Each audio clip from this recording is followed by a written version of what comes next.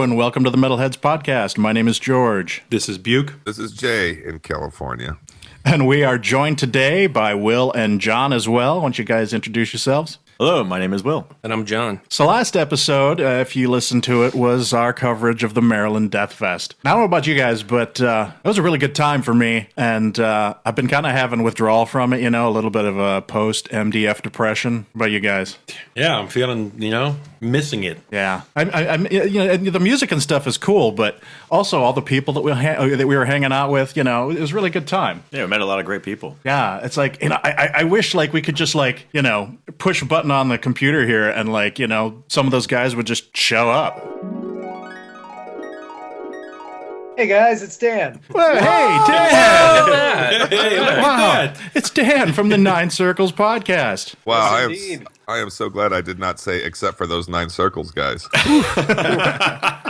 Low blow, Jay. Are we Let's see how dreaming? it Are we is. drunk? Are we high? Are we all of the above? We are all of the above, or if not, we will be. It's a modern day version of heavy metal parking lot. Exactly. Dan, it's nice to see and hear you. It's nice to see and hear you guys. It's my first time finally making it onto the Metalheads podcast. I'm super pumped. Let me ask you this. Does it feel and look a little fancier than your podcast? I feel like it might. It absolutely does. Y'all have quite a setup here. I have my little tiny single condenser mic, and it's in my bedroom. It's nowhere near as advanced as you guys are. So this is cool. Is the biggest difference that we drink beer and you drink wine coolers, or? Whoa, dude! And No. No. I could speak. Having met them, I could speak. Those guys could put away some beer. Yeah, every episode, I think, they're almost having a beer and sharing what they're drinking. Before we get into the podcast, if you haven't checked our friends out at Nine Circles, you can listen to them, check their website at ninecircles.co. And like them on Yeah. Facebook, too, because they always put up their reviews and things on Facebook, and I have found more than one record because the Nine Circles guys were bragging about it or loving it or whatever it was. So Yeah, you guys always find stuff that I'm like, how the hell did I miss this? So good Well, job. I appreciate you guys plugging us, because then that way I don't have to shamelessly plug ourselves. So that's Yeah, we'll do it for you. I appreciate it. I appreciate y'all listening and reading and all that stuff. It's great. Yeah, plug away, anytime anyone's on here, we encourage plugging, so. it's all in the family. Yep. So you just mentioned, them drinking their wine coolers or whatever they drink. Before we kick this off, Will, you being the brewer you are, and for our mid-year and end-year, we always drink. What are we starting with today? Today we are starting with So Over It IPA from Capital City Brewing Company in Arlington, Virginia. I had a day off yesterday to go do some meetings, and contractors come in the house, and for lunch on my way home I decided to stop by Cap City. Saw the lovely and talented brewer Julia, who filled up a growler of this delicious IPA. I missed the head brewer Christy by an hour or so, but great crew over there making great beer, and so I decided to fill the growler and bring it and share it to you guys. So cheers, Cheers, everybody, for our mid-year pod. This is one of our celebration episodes. You always love doing this. And I know it's only a little after 9 o'clock in the morning, Jay, so you are excused. It's 9:20. No, you need a mimosa. Yeah, how's the breakfast burrito? It's just water this morning. We got to recover. All right. Well, before we get into the news, I want to talk about something that probably just about everybody in the country, if not the world's been talking about for the last week, and that's Orlando. I have a particularly close story to this because I was actually in Orlando last weekend. And there was three things in rapid succession that happened there that were just fucking horrible. On Friday night, Christina Grimmie, who was a contestant on The Voice and was actually popular in this house, was gunned down at a signing at her show in Orlando, which was I thought that was in California. That was literally in Orlando. was in Orlando. Yeah. It was about 20 minutes from my hotel. Wow, Jeez. I didn't know that. And so I didn't find out about this until Saturday night while we were walking around at Disney Springs, which is where the shooter on Saturday night was hanging out before he went to Pulse. So we were walking around with the shooter Saturday night. And then, of course, later that evening, he went over to Pulse. And so, yeah, the Pulse shooting happened about 15 minutes from my hotel. So it was getting progressively closer. And then right after we left Orlando, a 2-year-old boy was snatched by an alligator like 10 minutes from my hotel. So Week in Orlando, man. I'm Jeez. kind of glad we got the hell out of Orlando because it was like it was getting, the death was getting closer and closer to where we were staying. So Yeah. Yeah, as a father of a 2-year-old boy, the alligator story. What a not that nightmare. the pulse shooting didn't hit hard, but just the thought of my son being snatched by an alligator, and then you jump into to try and get the alligator, and you can't. And as a father, you're like, shit, we're having anyway. Sorry. Yeah. That freaked me out. And they're like on vacation, dude. Can you imagine?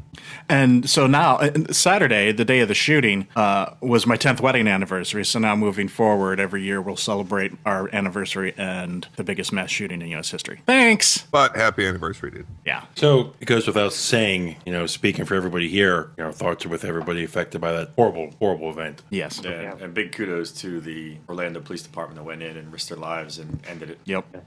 It's really weird. I don't know. I think of being up here, we're kind of in a bubble because shit gets, if you get crazies running around out here, shit gets shut down like relatively easily. The new, NYPD is just, it's like on everything. They're everywhere. They have situations, they shut them down right away. And you go to like smaller cities or like out in, whether it's Orlando or, like where San Bernardino or all these other places, it's like, I can't even imagine that fear of, just stepping outside your door and, being at risk like that. You know what I mean? Yeah. It's oof. And to be there, and I mean, I'm used to this stuff happening elsewhere. And to actually be there when something like this happens and to look around afterward, that was pretty much all my wife and I could like think about and talk about for the rest of the weekend. And we're looking around, we're in Orlando. So of course, everything's Disney this and Disney that and Universal and whatever. And everybody's just, yay, splash in the pool, have fun, like nothing happened. And I'm like, how could I mean, I understand. Oh, obviously, kids, it doesn't register, but I'm just like, man, I just can't get excited like that now. Yeah, there's a bit of a contrast, but by the welcome to the happiest place on earth, and then something like that happens there. So. Yeah. Really goes to show you every morning, every day you can wake up and start again is one to be appreciated. Mm-hmm. So, There you go, bro. That's right. Yeah, it ends on a moment's notice or no notice at all. Yeah. All the more reason to feel great about seeing all your shiny faces today. Indeed. absolutely. All right, well, why don't we move on to the news then?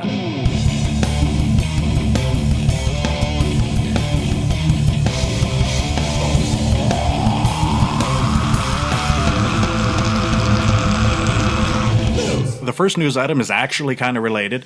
I saw this yesterday and I thought it was pretty awesome. Pantera called out the concert industry over the Christina Grimmie murder. They were basically like, hey, Dime got murdered on stage. What did you do about it? Oh, fucking nothing. Because now it's happened again to somebody else and this is bullshit. And, I kind of got to agree with that. Yeah, the one thing I thought was weird about this is it's Pantera calls out the concert industry. So wasn't it? As if that's still a corporation or something. Yeah, like it's still a band. I was curious about that too, but And also, she wasn't shot during her performance. She Yeah. was shot at a signing. it was still at the venue. Okay.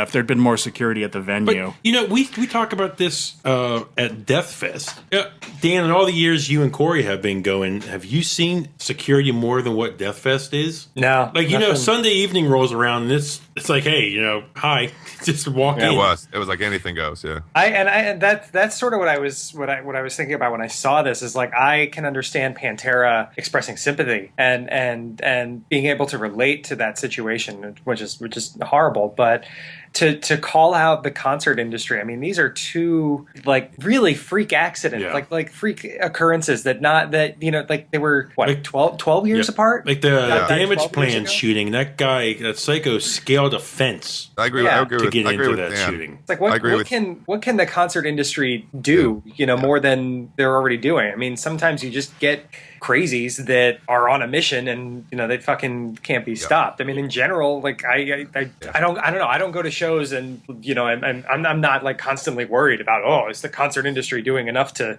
protect me Yeah. at the show. One thing to keep in perspective is there's how many concerts around the world every day. Yeah. Good point. And something happens once every several years. If you go back to I think a kid was killed in a mosh pit at a Metallica show a couple years ago. You got Randy, the Lamb of God show over in the Czech Republic. You have Dimebag Darrell, and you have this recent case. It's very few times that someone actually gets seriously either killed or seriously injured at a show. I mean, I've gotten several chipped teeth and black eyes. That's my own fault for going to mosh pit. And the gates coming down in And the the gates parking coming garage. out, which, by the way, I still have a scar. I literally have a scar for the rest of my life from that incident.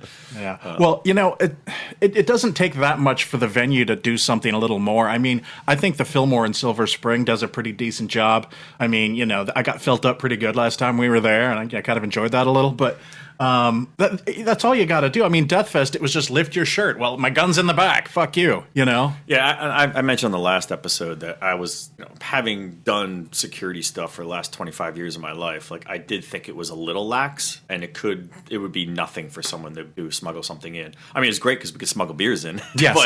So that part was great. But the other part, if somebody wanted to do something, it was very Dan, easy. that's a really interesting point. Since you guys have passes to the other venues, is the security the same at the other venues during the Deathfest weekend? Like Ram said. Yeah, it's actually, it's funny because Ram's Head, they basically, it's sort of like the Edison lot. You sort of go in, you show them your wristband. Ram's Head, I don't think they make you lift up your shirt the way they do at Edison lot, but they're like pretty lax about letting people in. But when you go to Soundstage, you have to take everything out of your pockets. You have to, like this and that. You have to show them your wristband.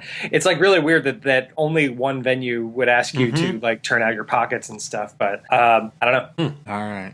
So I got an email the other day from Bandcamp, so keep in mind, take this with a grain of salt that it's from Bandcamp, but they sent out a list of statistics that I thought was interesting, and so I wanted to mention it. According to Bandcamp, digital album sales on Bandcamp grew 14% in 2015 while dropping 3% industry-wide. Track sales grew 11% while dropping 13% industry-wide. Vinyl was up 40%, cassettes 49%, and CDs grew 10% while down industry-wide. So basically they were, giving themselves a pat on the back, and I think that's awesome because I love Bandcamp so much. However, those percentages are based on their previous numbers, not industry numbers. So, the industry goes down 10%, Bandcamp grows 10% based on their, possibly almost no figures from last year, but still thought it was cool. Yeah, it's a little bit comparing apples to oranges statistically, but it is very cool. And I guess my question to that is, how much does Bandcamp get off the top every time I buy something from Bandcamp? How much goes to the artist? How much? Do you know this, Dan? Because Dan and those guys get a lot from Bandcamp. Yeah,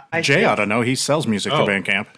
We keep it's the best one, and I think we keep 100% of it. But it might because what you do is you just pay a fee to get it up there, and it's a pretty small fee. And Is it in the thousands? Is it the hundreds? Is it $10 or? Well, you get and please forgive me if I've forgotten, but it's at least 95%. It might be 100%. So whatever you sell, you get the money. No, but what's the fee to put the music on there? Is it? I was like $20 a year or something. okay. Yeah, That's pretty damn good. Yeah, yeah, it's great. And if you do it through a certain service, and I forget the name of our service, you get it in multiple places. Ends up in Google Play, Bandcamp, iTunes, and Bandcamp is the best return. That's why bands push people towards Bandcamp because they get all the money. Yeah, I think iTunes is you get It's like 70.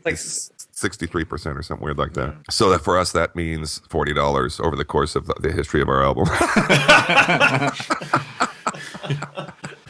But Bandcamp, while it's cool because you can find almost anything on there, I don't like how some of the bigger labels are putting their stuff on Bandcamp because I still kind of like how Bandcamp is for little brother. Yeah, but I like that you can get the FLAC files there because you can't get those from You certainly iTunes. can. There's really only 7 Digital is the only other place I know really that you can go and legally buy FLAC files. Bandcamp is still, maybe it's me because I look a lot on my phone, it's still a bear to navigate sometimes. Yeah, it is. It's trying to pull up new releases. Sometimes it seems like they get buried. If you miss it one day, good luck. Forget it. If you don't know the album title or a band name, good luck trying to find it, just scrolling through the list because there's just so much I have better being luck on dumped. I have better luck on my feed. Yeah, I'm that's using what my I use. laptop. Yeah. I just follow anybody that likes metal and then go through my feed to see what people are buying. And we know this, Nine Circles guys have been active in this. A bunch of us on Twitter have been active. The Metal Bandcamp gift club stuff. Yes. Bought a lot of metal. Well, and then there's the Metal Bandcamp site. Have you guys seen that? Yeah, I saw that Yeah. after Metal Chris told us about it at Yeah. MDF. Yeah. Fallen out for a while. And Wait, it's from the Netherlands, I think, and they review metal on Bandcamp. Yeah. Oh. It's I actually know the guy that does Metal Bandcamp, guy named Max. Super cool dude, and he covers like just the full spectrum, like death, black. He has a bunch of other people he writes that write with him. is that the totality of the spectrum? Death and black. I mean, For the Nine Circles, good. What about? That's Ray? what the 9 Circles spectrum is. That was good. Was he on an episode of your podcast? He was not. I only just met him this year down at Death Fest. We had like been like Twitter and Facebook buddies recently, but this was the first time we'd actually like hung out. But he's a nice dude, and he's like super supportive of just if he comes across something on Bandcamp that like he doesn't see a lot of people talking about, like he'll really wave the flag for it. Just a nice guy. So Is it just reviews, or does he have the music up there, The or how links, does it work? everything. Yeah. yeah, they'll do reviews. They'll do like embeds of stuff that they're reviewing. Like it's really kind of comprehensive. So I need to be there. yeah, Bandcamp is cool because there's stuff that's not even on Spotify that's on Bandcamp. Like, Yeah. if you're a power metal guy, you can have 70 non-Spotify bands right at your fingertips right there. Just roll from one to another. I think Spotify might become the MySpace eventually, Buke, for some reason. I feel that way. I could be wrong about that, but I feel like that might be a bit of a dying breed, but we'll see. Because I agree with you. There's a lot of stuff I can find at Bandcamp I can't find on Spotify. So I think we need to get a Bandcamp sponsorship. damn straight. As much Hell as we yeah. talk about them, show us some love. By the way, Buke, I just saw a band that now has their stuff on the label and them. So you can get it either from the label or from the band. So they'll give you the digital to the band. You can buy the physical copy from the label. Yeah. So hopefully that'll kind of alleviate some of that. Hey. Label taking over the space. And I know Dan knows this. A friend of ours we know in the social world. Dan, I think you may have met him. Guys like Frank and stuff. Oh, yeah.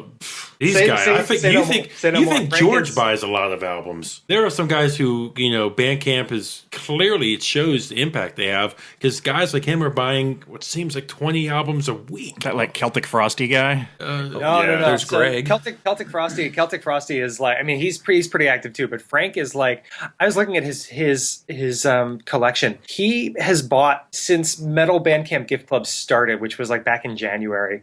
He's bought something like 800 albums for people. Yes. It's just No ridiculous. Yes. I need to know this guy. He's in. Is He Frank's works in, real name Bill Gates? Like, no, he works in finance, and he does really well. And he like goes to shows every now and again, but he just like likes sharing. I was working this past week. He sent me another 2 albums, and this sounds Wow. like somebody we need to get on the pod to interview him. Yeah. Yeah, that's probably a good idea. Dan's probably already had them. Dibs, Dan. He's good. Yeah. He's Let's really stop. Let's don't be sharing the ideas in this episode. You know what we should do?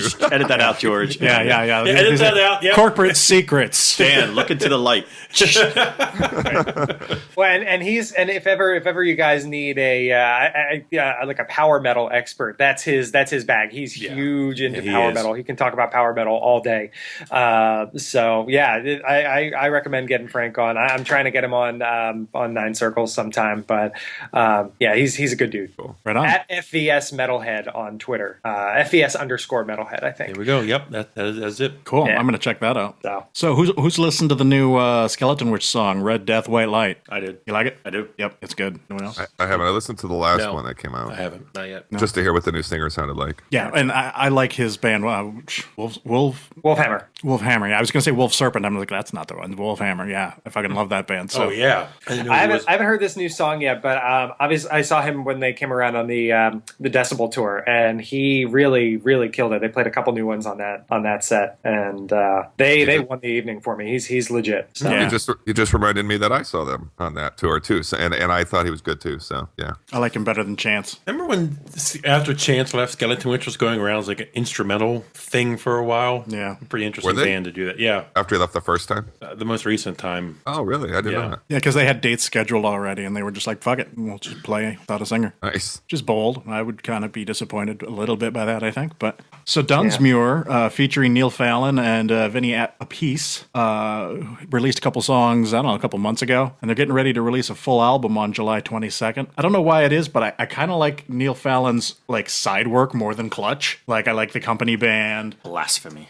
I know. Well, have you heard this, Will? Because you're going to love this if you haven't No, heard I it. haven't. Well, one of the songs was great, and the other one was just kind of whatever, but it was really good.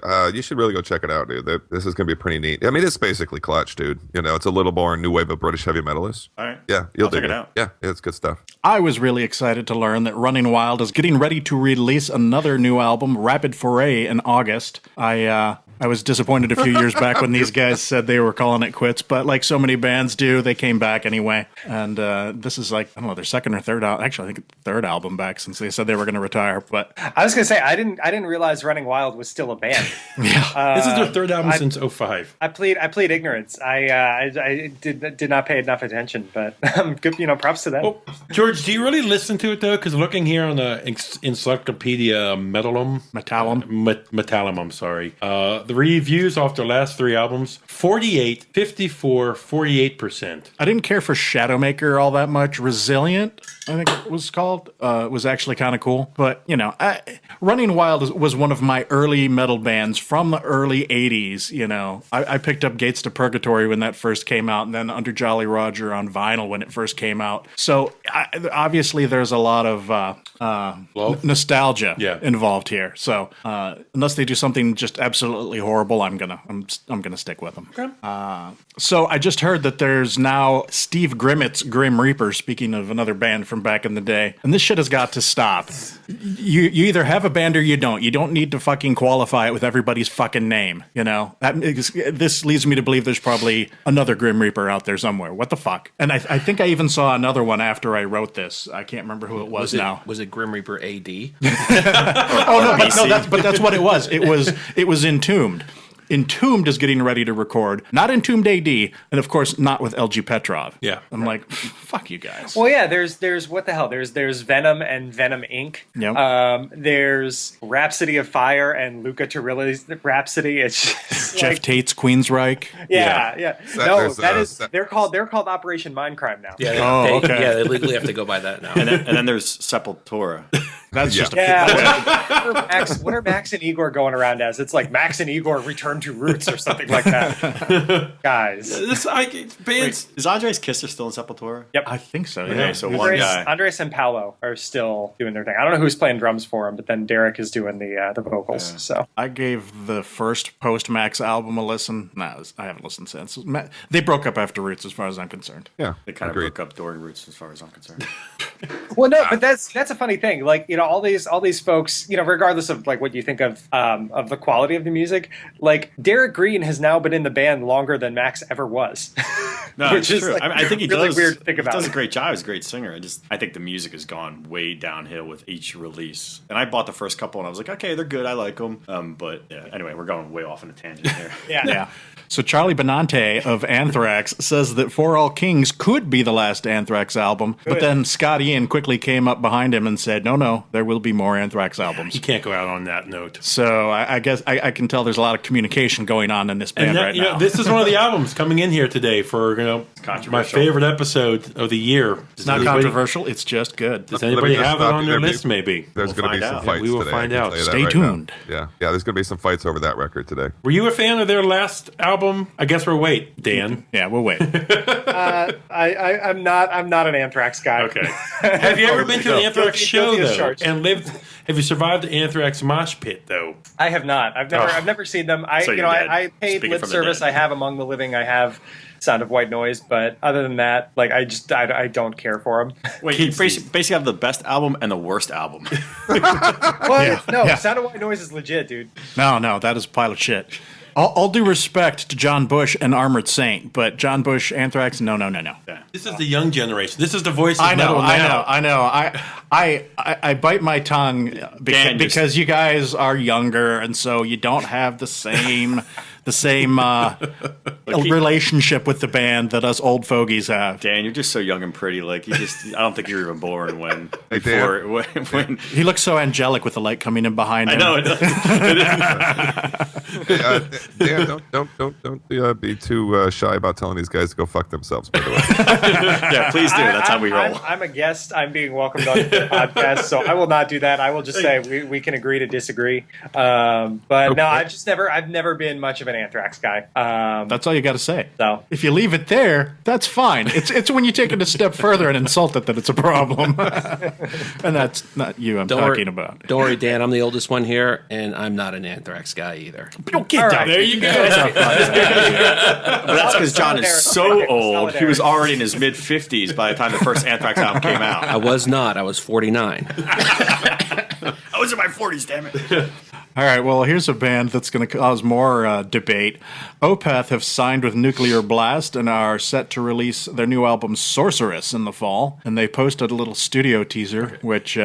Posting a studio teaser for Opeth is like trying a steak when you don't even have enough to fill up a fork for a bite. Is it just like chewing on the a tip? fat on the side of it's it. because Opeth, when you have songs that are 8, 9, 10, 12 minutes long, and you give a 20-second snippet. Oh, I'm sure all their metal fans were like, "What the fuck, keyboards?" Yeah, Come on, man! It's a fucking 3-second snippet. exactly. Sounded pretty prog to me.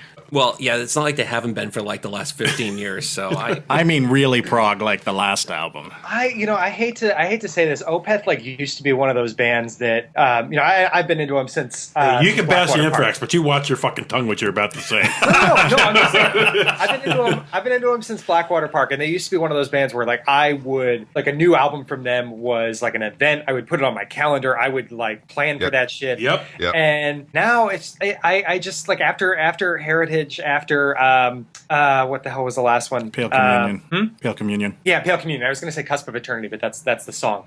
But after the last two, I'm just like, oh, okay, I'll listen to this when it comes out. The anticipation is not the same that it used to. The way I put it, Dan, is they have every right to go whichever direction they want, and I have every right not to follow them. I mean, so- because I was crazy about those guys. let me ask you guys Is that this. you invoking the First Amendment?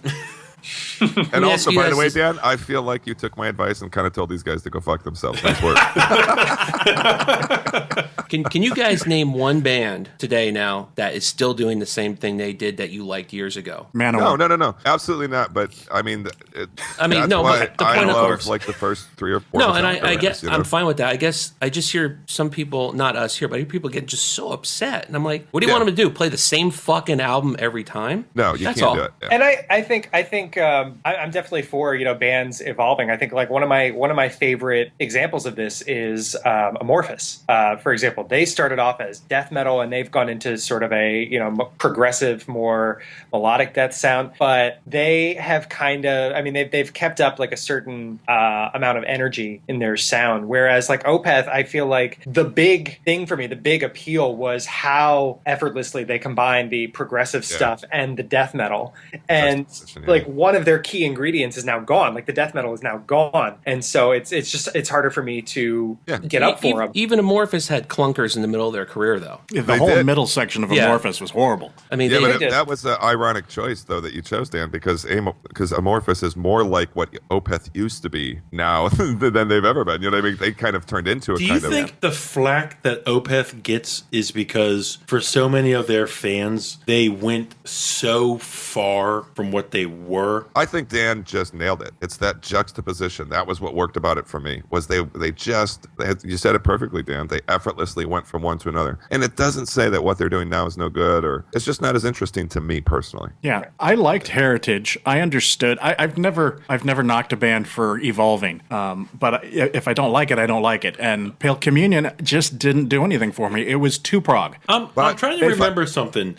John, you can help me with this. When Damnation came out, out, was the talk like, is there going to be more of this? Or because I don't remember hearing that. No. that No, talk. it wasn't. No, because Mike had said it was a one-off at the time. But what I did see were a lot of bands just butthurt at shows during that 2003 tour. I mean, Which was awesome. We tour. saw that, and they kept going, play something heavy. Yeah, play Demon of the Fall or whatever. Yeah. not that there wasn't the internet back then, and not that Mike explicitly said we're not playing anything heavy on this tour. That never happened. Whatever. But I have to say, and I would be I agree with you guys, though. I love that tour. I thought that record was great. I didn't have any problem with it or anything like that. But it felt a little better to me when it was a bit of a one-off. I agree. Yeah. Well, and it also, I think the thing with Damnation wasn't it a companion release with? Yes. I mean, didn't they release Deliverance at the same They time? were supposed to be released. Yeah, They they were were supposed to be actually released. They were recorded at the same time. Yeah. And the Okay. label didn't want them doing that. Mike wanted to do that. But I want to say it was less than a year. It must have been 6 months or something. I remember. That was the compromise, I think. Yeah. Gotcha. Because he wanted that whole heavy and light together on the album. And so did I, by the way. I was really disappointed when they didn't follow through on that. Yeah, agreed. Yeah. I'll be seeing them with John at Radio City Music Hall in a couple months. We might be seeing them at other shows too. Hopefully. That's going to be announced soon. It'll be my 15th, 16th time seeing them. I know John more than me. But I think the thing that hurts a lot of Opeth fans like John and I are is that you go to live shows and you see this killer set list of songs that they're playing that spans their whole career, and then you see what they release now. It's like, you could still play it, but they don't want to write that stuff. Let me ask you this. Do they pull Metallica, where Metallica has some of the best heavy metal songs ever written? But when you see them live now, James Hetfield does not sing the songs like they were recorded. He sings in the new way. So it would be like, when they play live, they take all the growling vocals out? No, he still does them. He still does them. And that's cool, because that's what drives me nuts about Metallica, and that's why I probably never pay for another Metallica ticket again, is that I don't want to go see James Hetfield sing Fade to Black or Master of Puppets in his new vocal style, because it's like nails on a chalkboard. You don't want to hear Well, it. is that like him trying to change up the vocal style though, or is that just like he's gotten older, he can't like? I don't care what his reason is. I don't want to hear it. No, but Actually, but Dan brings up a good point. He blew his voice out and went to a voice coach after the Black record, after they made the Black album. So really, it's just that he learned to sing correctly. But I agree with Will. I'd rather hear him sing incorrectly. What were we starting to say, John? I was going to say, no, Dan also hits it on the head there. For a lot of these guys, they're in their 40s now. Yeah. Just can't sing the same way. There's very few musicians that you can hear in their 50s that are singing Fair enough. close. I could think of maybe just a few that are still sound amazing, and it's maybe just because of the vocal style more than anything I think else. John and I may be the only ones here who know this, but Bloodbath released a live over Vakken live album, live DVD. If you heard Mike on that live, he sounds rough. Got the vinyl. He actually sounds painful. Like when you hear him trying to do his growling vocals and that, I have the album. Yeah, he really sounds bad on that. And that was right around the time when things were starting to evolve and change for the band. Yeah. And with this, we didn't put it on the script here, but I do also want to mention too that In Flames also signed to Nuclear Blast as well. It is actually the next item. You mean so did everybody else in the same way? Yeah, I didn't even know Basically, they left Nuclear Blast. I thought their last album was on Nuclear Blast. It was on Epic. They were a major label band. Oh, for a minute. Yeah. Here's a question I want to pose for y'all. A friend of mine and I were talking about this on Twitter yesterday. And your Twitter is? At TCaps89. There you go. Do you think Nuclear Blast might be trying to pad their roster a little bit, gear up for a sale? Damn. Kind of like Century Media. It's interesting you say that, Dan, because on the way up, John and I were talking about this in the beer world, where there's a certain local beer distributor that is trying to get everyone's contract, and they're overloading themselves. And why? They're probably getting ready to sell. Yeah. So I don't understand what you guys mean here. They buy. So Dan, what you're saying is they sign all these bands to attract like a Sony or somebody to. Yeah, they're upping the value of their stock, basically. Because look who's joined Nuclear Blast in the last year. We've got Opeth joining. We've got Slayer. Who the hell else? Fear Paradise Factory Lost. joined. Machine Head. Paradise Lost as well. Like these are bands. These are like proven commodities in the metal world. To a they're label bands that already has a fair amount of good big metal bands, not top tier, but good bands. But they're bands that have a following, and it's like you sort of wonder, like, are they trying to Carcass, Children of Position Bodom. themselves. Yeah. Wow, Cradle of Filth, Amorphous. Death Angel. Maybe Justin Bieber's got some money and wants to buy a label. Yeah, that's pretty insightful. You know, I have to let me go back a little bit too and ask you what was Opeth on before Nuclear Blast? They were Roadrunner. on Roadrunner. Yeah. Roadrunner. Okay. And I always confuse those two. Which what do you I want to bet? don't know that maybe you guys know. I get the feeling that did not end as best as Opeth wanted it to end. I'm just gonna say. I'm gonna say that it was great at the time of Ghost Reveries, and it fizzled for them. I think that's why we got those live albums there, just trying to finish it and just get off. Yep. Maybe. I know Mike wanted to do those. Yeah. So my theory is that the dude from Mastodon is then going to buy Nuclear Blast so that he can then stop heavy metal from being released. Really quick, you know, we talk about who they have, and you guys say, you know, trying to up their value. I'm just scrolling through this list. Satyricon, Soilwork, Sepultura, Slayer, Soulfly, Suffocation, Testament. Got any S bands? Symphony X.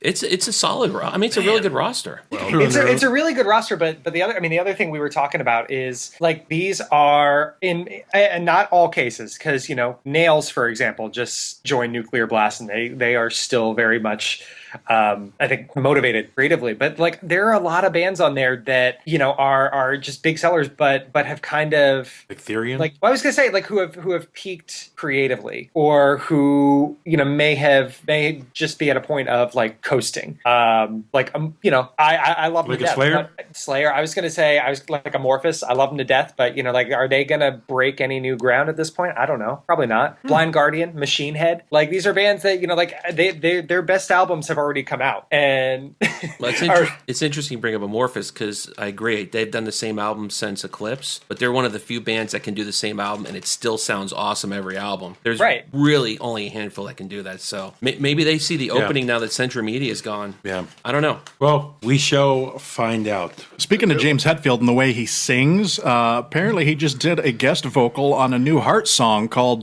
Beautiful Broken. Or is it Broken Beautiful? I didn't write it down. I think it's Beautiful Broken. there's a new Heart song. Yeah, apparently there's a new album coming out, and the song was a little heavier than a typical Heart song, and James really didn't do all that much in it, like a line or two. But he did exactly what you dislike about him. Yeah, it was very, you know. It was very out of place. It was like I make my this point. hard rock song, and every once in a while, like some auctioneer jumped in and went, you know, it was just not. So he did Jim Brewer's impersonation of him. A caricature of himself. yeah, got it. You nailed it. So according to XM Radio, they say that Metallica is now mixing the new album and will release it before the end of summer. Now, previously, we'd been led to believe that we would not see this album until next year. So being that it is now June, that means this is kind of imminent, possibly. Hashtag Lords of Summer. God. Yeah. Hashtag I Dan don't just care. wins the pod. Yeah. Well, I liked Death Magnetic, so I am Yeah, cautiously and optimistic. This is a point of contention on the pod. Dan, what's your thoughts on Death Magnetic? You know, I liked it when it came out because I had heard Saint Anger and was not a fan. And, you know, Death Magnetic, I liked that it was a return to the old style. However, it hasn't aged well. Yeah, I agree. I went back and listened to it about a year and a half ago, maybe. And I was just like, wow, this okay. feels kind of forced. Our Dan, man, me and Dan, we got the same mom or something, dude, because I'm telling you exactly how I feel about that record. It was okay. I listened to it at first. It was like, it was pretty cool, but it just doesn't have any legs. It doesn't last. I disagree. I still like it. Fair enough. I kind of agree with you guys where it was far superior than anything they've put out since the Black Album, and I hate the Black Album. I hate everything they've I done. hate that album too. I hate everything they've done. Death Magnetic at least was one thing I did like about Metallica is their last song on all the records is usually the fastest, heaviest, and so you had like My Apocalypse. There was a few songs on that album that I actually really liked. There was a lot that I didn't like, but at least it was listenable. Yeah, they went back to the old format of second to last song on the album is an instrumental, then the last song is the heaviest song, or fastest song. But it's still not. They'll never ever do Ride the Lightning, Master Puppets, Justice for All, Kill 'Em All. They'll never do it. Not to get in a long discussion here, but can they though? They With the fan base that they picked up after the Black Album, Can they? I almost would say that if they picked up all this big fan base, and a lot of this was happening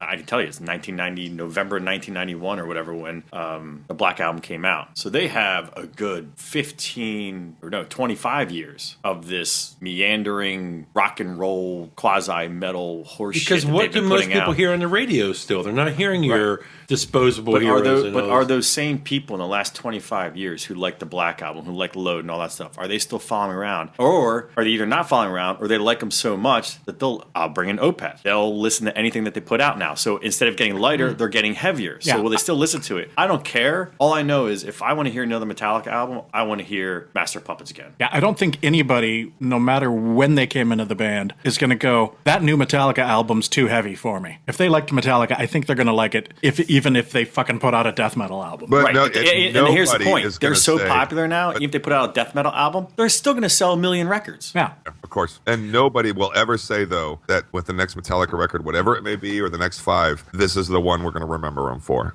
That's not how it's going to be, man. No, it just doesn't work that way. Good point. And I think like the whole, like people talk about like after the Black Album. I'm a fan of the Black Album, but especially after that, you're talking Load, Reload, Saint Anger, like that dark period. They're changing it up, and then it's all of a sudden like this whole idea that bands need to like course correct and like go back to their roots. It's like no, like if you want to change, if you want to do something different, like own it. Do whatever you want. I don't have to. Do I need another Metallica album? No, Then it's a good point. And I'll use your own words to reiterate. Then I don't have to like it. Right. Yeah, didn't we just have this conversation 2 minutes ago about Yes, Opeth? we did.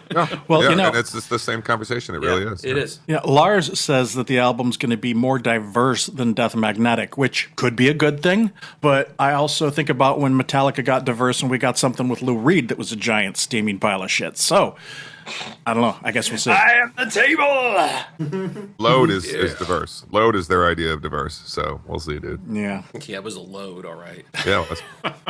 I wish, we were older and, we're all friends. Really? I don't want to be older. No. You want to think that one over again? No, I'm talking about myself. I wish I was your gentleman's. Pronouns are important. I wish I was older. Okay. I wish I was your guys' age to see. No, you don't. No.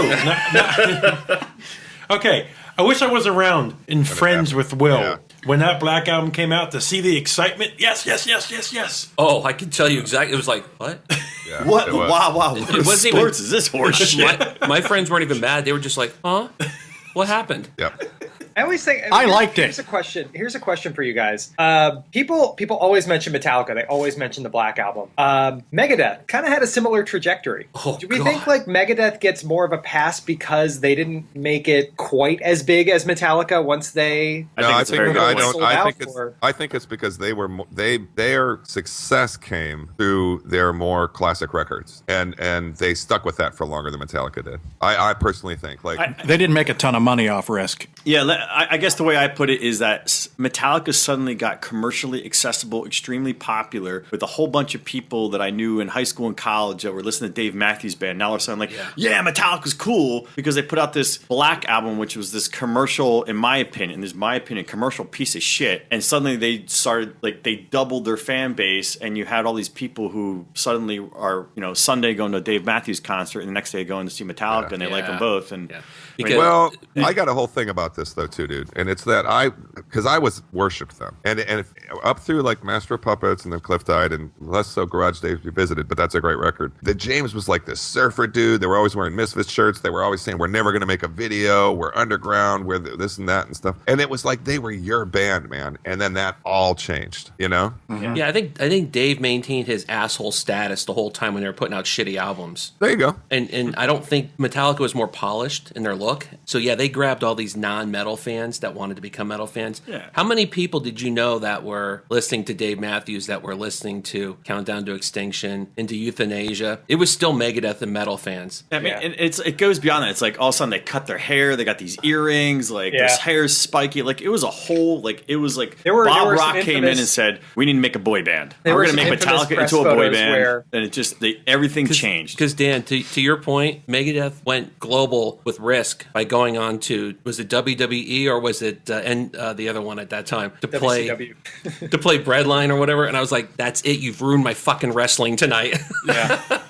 What are these photos, Dan? I want to hear what you were going to say. Well, no, like there were some promo photos where like they not only had Metallica had not only cut their hair, but were also like wearing eyeliner and stuff. Yeah. And I'm just like, oh man, why? I cut my hair when Metallica cut their hair, but not because of it. That's why I cut my hair because the Marine Corps made me. Alice in Chains unplugged album.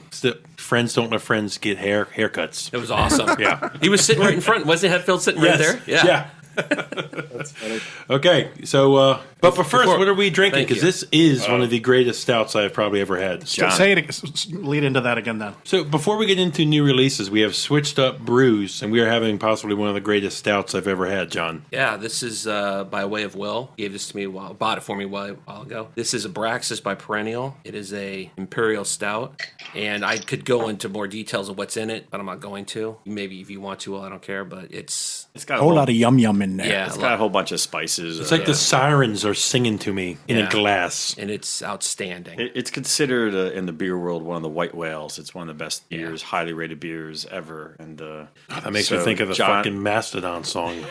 What's it called again? Say the name of it. Abraxas. Am I going to find that on the West Coast anywhere? Not you're now, cool you're enough. not. Yeah, at a specialty store maybe when it's released, but they Yeah. go fast. It's from Perennial in St. Louis, I believe. Is it made with hippies? And you're not going to find it on the left. They chop up hippies and they put them inside. Yes, there are some hippie breweries out west. Yes. Yeah. Okay, so, new releases, George.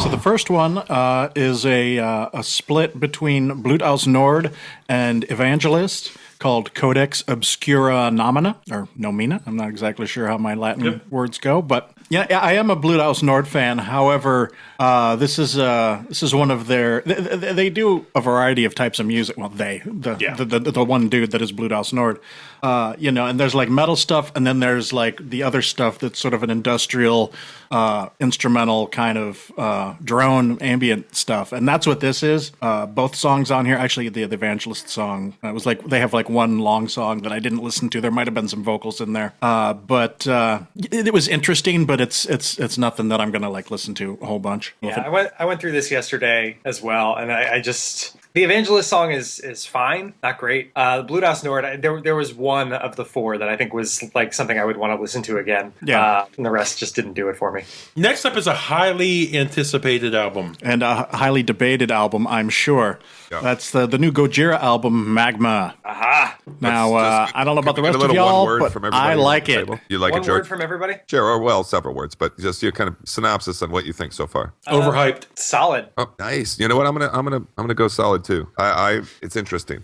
I'm with you guys on that. I think it's solid. Evolved. I had extremely low expectations for it, and I actually stayed up till 11 o'clock at night. It was released on iTunes, and I listened to it, and it's better than I thought. Oh, great. I said overhyped, but I don't know what I was expecting. Maybe don't either. because I saw someone talk on the internet and everything going into the anticipated albums for probably the last couple years. We were holding on hope for this. I don't know what I was expecting. No, Buke, I think they're all overhyped. Gojira, you every next one, and I don't know that they've ever reached the level of greatness you were hoping for. At least speaking for myself, which is not to say they don't make good records, because they do. Yeah. I feel like Gojira is kind of going down the road of Mastodon. They had some really phenomenal records, and when we did our top 15 or top 10 albums of the last 15/16 years, Leviathan from Mastodon was one of the big ones. But if you listen to Mastodon now, it's like a different band. Gojira is not quite like that, but they're getting a little bit more progressive, a little bit softer. The edge is coming off a little bit more, which each record, I haven't delved that much into this one as much. Is this their Black album? No, I don't think it is. It doesn't. No, it's not. It's not a complete change. It's been subtle, but it's Also, definitely. well, they're too arty to ever make a Black album. They're kind of an arty band. They sing about things that most metal bands don't. So I don't think they'll ever go that way. They're still kind of a thinking man's metal band. I think. I've always thought they were a progressive band since from Mars to Sirius. I just think they stripped their sound down on this album is what they did, and I don't want to say they polished their sound, but I thought they're a little tighter with their sound and in their approach. Maybe not in their playing. I like the clean singing stuff. Which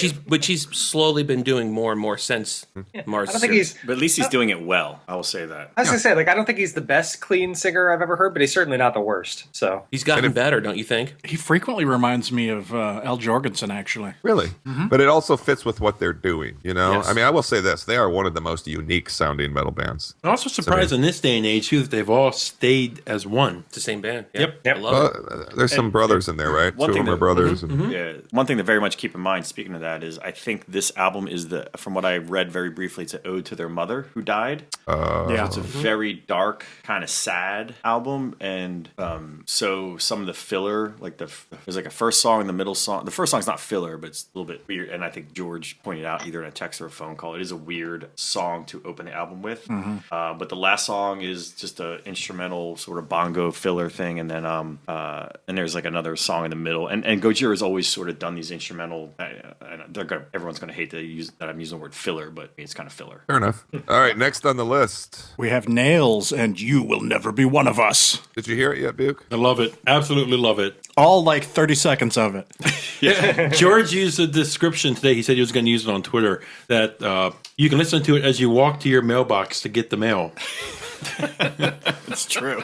It is unusually short. I mean, not unusual for them. Obviously, their last album was short as well, but unnecessarily short, perhaps, because they're good songs, but they just don't, they're like 2 minutes or less, most of them. And this is a great point to bring up that whole conversation we had a long time ago about the difference between an LP and an EP. There are EPs out there that are way longer than this LP. Yeah. Longer than her whole catalog, probably. Yeah, Noisem is the same way. It's considered an LP, but it's really damn short. There's But great one on my top 10 list that is borderline EP, LP, but it's on my list. I will talk about it when we get to it. But yeah, that's a tough thing. Nails was interesting because I definitely like it, but I had read so much hype about this. Decibel in particular was saying, "Is this the album of the year?" They gave it a perfect 10, blah blah blah. And it's funny, like this versus Gojira. Like I had higher expectations for this, and I liked it. I had lower expectations for Gojira, and I really loved it. Did you put that on Facebook? In some form, yeah. Yeah, I think Something like that. literally what you just said. I think I liked something either on Twitter or Facebook. Yep. Yeah. Stalking you. Oh, just somebody to stalk on Facebook. You He's can't do much better than Dan. so young and pretty. Yeah. So run, next, Dan, run. Rib Spreader and Suicide Gate, A Bridge to Death. I saw the guys from Wombath post this. Have you heard this yet? Oh, I love it. Right up my alley. Yeah, it's the I don't know how to say his name, Raga Johansson, who's like pretty much the one-man Swedish death metal scene. Yep.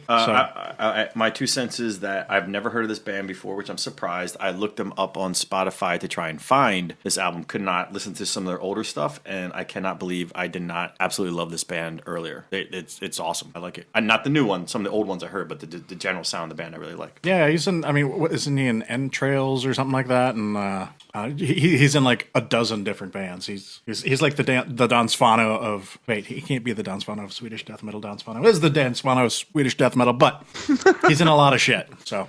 And the final the second to last nude release. Why not? Well, hello there.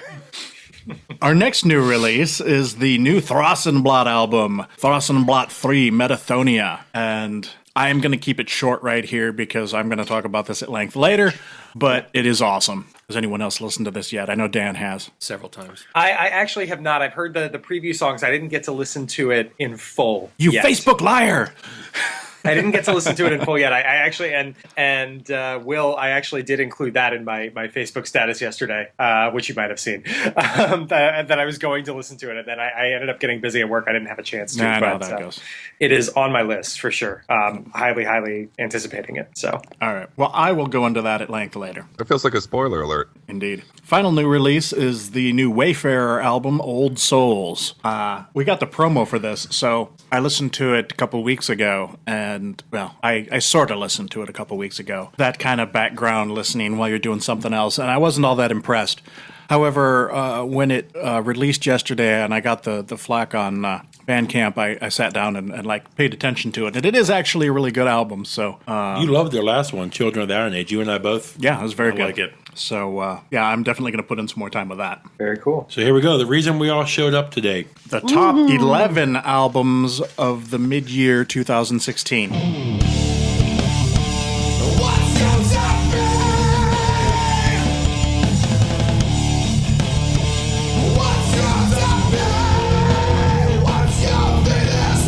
it. In case come with we love. didn't mention it to you, Dan, I forgot until this morning as well. This list goes to 11.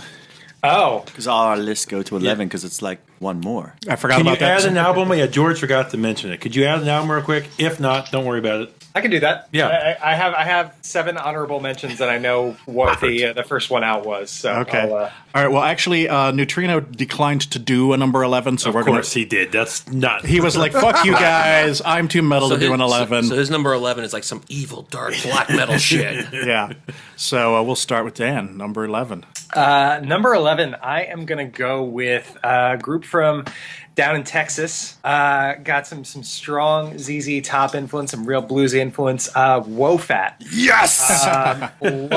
Love me some Wofat. I only found out about them a couple years ago when I forget what the hell the name of the last album they put out was, but this one is Midnight Cometh.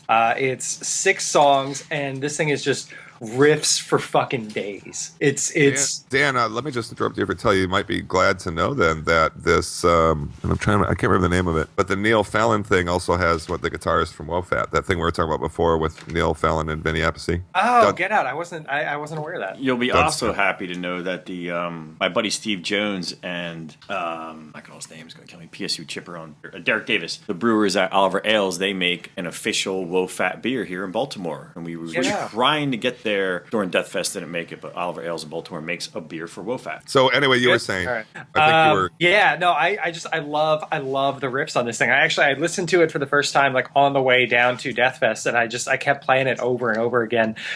You've got some as you would expect from Wofat. You've got some longer songs on there. There's one that's almost 11, a couple 9.5-minute songs, but just all throughout, like they're never boring. Le Dilemme de Delanu is my personal favorite. There's some really cool riffs on that. There's one called Riff Born, which is just like that is this Yeah, band in that's a a great nutshell. song. Yeah, I'm all about it. I think it's much more accessible than the last album, which I still liked. I have to look it up because The Conjuring? The Conjuring. Thank you. Yeah, I'm all about it. I think it's great. So Fuck yeah. Midnight Cometh. All right, John. All right, anyone who knows me knows I'm probably going to have an instrumental band, and I'm going to have at least one prog may metal have the band same on one. here. But I'm going to go halfway around the world for my number 11. It's a band that I'm actually been talking with and trying to score for us. Wilderness King, Mystical Future, atmospheric black metal band. You have to listen to them to get the sound. I mean, it's no different than some of the other ones, but I think they do some unique stuff with their sound, and it's good stuff. Yep. Some of it kind of sounds like Death Heaven a little bit. A little bit, but I think they're more dynamic with their sound. Definitely. A little more energy, too, I think. Cool. Will. My number 11, Wayfarer, Old Souls. Right on.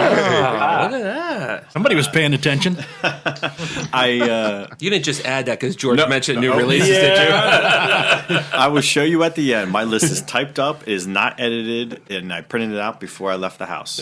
But I did recently just start listening to this because it was in the box, and I realized it was released, I guess yesterday or whatever. But been listening to it, and what's weird is, and there's a theme here that there's a bunch of bands I've been really liking a lot that sound a lot like Opeth, even though I am not the Opeth fan or There is only one Opeth fan. His name is John. Only one person has to call themselves that. but it's awesome. I like it. Excellent. Jay. All right, this was the latest entry to my list, and it's the 11th album, but it was the newest record that's on my list. You Will Never Be One of Us by Nails. Cool. All right. Aha. I'm digging it. Yeah. All right. It's Butte. heavy, man. It's This is super one heavy. George recommended to me. When George mentioned What? it, George says, Buke, you'll like this. Check it out. Number 11 from Colombia. Sorry, it's from Portugal. Destroyers of All. Bleak Fragments. Nice. Pretty cool death metal album, melodic at times, but right up my alley. Yeah, it's a great Destroyers of album. All. Right on. My number 11, friends of the podcast now anyway, Hyperion, Seraphical Euphony. I was wondering how many lists that was going to show up on. It's obvious our lists are going to be diverse. Yep. All right, let's do Neutrino's number 10. His number 10 is Disaster, The Oath of an Iron Ritual. Would you like to talk about that, Neutrino? No? It's a great Okay. album. It's a great album. All right, moving on to Dan. My number 10 it's one that has moved around on my list a little bit. When it first dropped, I was like, oh my God, instant classic, best album of the year. And as I've listened to it a little bit more, it's kind of fallen off, in my opinion. It's still very good. Cobalt, Slow Forever. I adore the sort of combination of that sort of like Western, almost like American, like dark Americana influence with the metal aggression. I think Charlie Fell does an amazing job on the vocals. What's brought it down for me is I think the album's a little long. It's a little long. I think there are certain moments that like King Rust comes to mind, Final Will, like Dude, Elephant Graveyard. Jesus Christ, that song is so good. Yeah, the first song, Hunt the Buffalo, is amazing. But yeah, I think they could have done a little bit of editing on this thing, trimmed it down a bit. But it's very good. I enjoy the hell out of it. So, Cobalt. And a lot of people like it. A lot of people like it. John. Dan, you just basically described the theme of my list. I have excessive burnout on long albums this year. Yeah, John and I were talking about this yesterday. Yeah. I won't talk about in relation to what, but Just overall, I think albums are longer than normal. So with my number 10, I'll pick one of the longest ones for the year. Now, Shamash. Yeah. Oh, God. It's like a replacements release. They just play the same song over 40 times. No, I'm going to go with Vector, Terminal Reflex. Mm-hmm. I love it. My only issue with it is I at some point start to burn out. So, but I think it's a great album. Jay's shaking his head. Pretty amazing. Oh, yeah. And that's been the theme for me this whole year is that I love stuff and then I start to kind of wane because it's too much at some point. Do you think it's because they're playing thrash Not at like all. they do? Okay. No, it has not. No, fucking minutes at a time. I've got 4 long albums in my whole list, and they're all different genres. So. Okay. Well, My number 10, Church of Misery, and then there were none. I forgot about that one. Gotta love some serial killers. Yeah, can't say I've heard that one. yeah, it's good. It's like a heavy doom kind of. Yeah, and all they talk about is serial killers. Every song's about a different serial Yeah. killer, basically. Morbid, like metal. Okay. Should be. Jay. Interesting. Come on, list. I'm just a little shocked because I swear to you, I think we are going to have some crossover here. And with God as my witness, John, that is the same thing I was going to say about my number 10, which is mine is Vector, Terminal Redux. And when it hit me, I loved it. It's exhausting, though. It's a little too long. Some of the songs are too long. And I have a feeling it's going to fall off my list. But it's an amazing display of musicianship. I mean, they're crazy. But yeah, man, there's just something a little bit long-winded about it. So here I am, like, being hard on my number 10. And I think, Jay, you and I like the last song maybe for the same reason. We both quoted that as On the Turning Away By Pink Floyd. Pink Floyd. Yeah, It's like it's on the turning away until the last phrase. And Yeah, Jay, when I made the comment about you shaking your head, I thought you were shaking your head because you thought John was putting it too far down on his list because you've been talking about this a lot lately. I love to see that we are exactly the same on that number 10, but I have a similar thing, just like Dan said with Cobalt too. I'm a little bit shying away from this more than I was when it first came out. And it's purely because of the exhausting length. Listening to a thrash song for 13 minutes is kind of hard. Anyway, moving on. That would be you, Duke. Sorry, I was looking at something on the side. My number 10. I think this may be higher on some other people's list, but it fell here. Maybe because it came out a little early in the year, but I was really excited for it. In fact, I searched out a promo for it for the pod here because I was excited. Flesh God Apocalypse King, number 10. Nice. Number 10.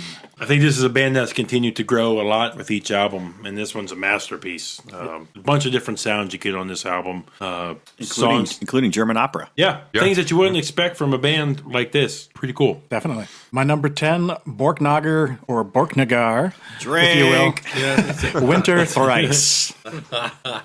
That's all I got to say on that. I'll drink with you. I don't have anything else to drink because we're having a wine tasting over here as slow as we're drinking. All right. This is like a 12 or 13% alcohol beer. Yes, It's you amazing. should sip it. It is amazing. It is. Neutrino's number 9 is Nordjyl's self-titled album. That is also a good album. Don't know what that is. I thought you heard that when he sent it over. Oh, you're right. Yes. I like that album a lot. There you Are go. you sure Yes. he wasn't just mashing his keyboard when he was writing his bands? Yes. Yeah, that album is really cool. Gerben flew. Actually, it's a giant joke because all his bands are just a giant bukkake segment. And I am just fucking with you, Neutrino. I have the highest respect for your taste, my friend. Let's move on to Dan's number 9. My number 9, I'm going to grab my drinking horn, put on my fur, and board my ship up to London, Ontario, the most Viking landscape I can think of. And I'm going to talk about Sigartyr. Nice. And their new album, Northern. Not Northern, Northern. I don't know if that was intentional or what, but I didn't notice that. Yeah, spelled wrong on purpose. It's really good. First album from them in 6 years, or from him, I guess. It's just like the one dude that runs the show. But yeah, terrific, just absolutely epic stuff. It's 9 songs, more than an hour's worth of music, but it really doesn't drag at all. Just very, very like moving, forceful, Viking-like. Can you spell it, throughout. please? The band name or the album? The album. Northern, Northen. And the band, of course, is Sig:R::Tyr. Yep, got it. Yeah, cool. So highly recommended. I'm not like I've sort of for the most part I moved out of my like interest in Viking metal, but this was a nice pull me back in kind of thing, and I really dug it. So yeah, number 9.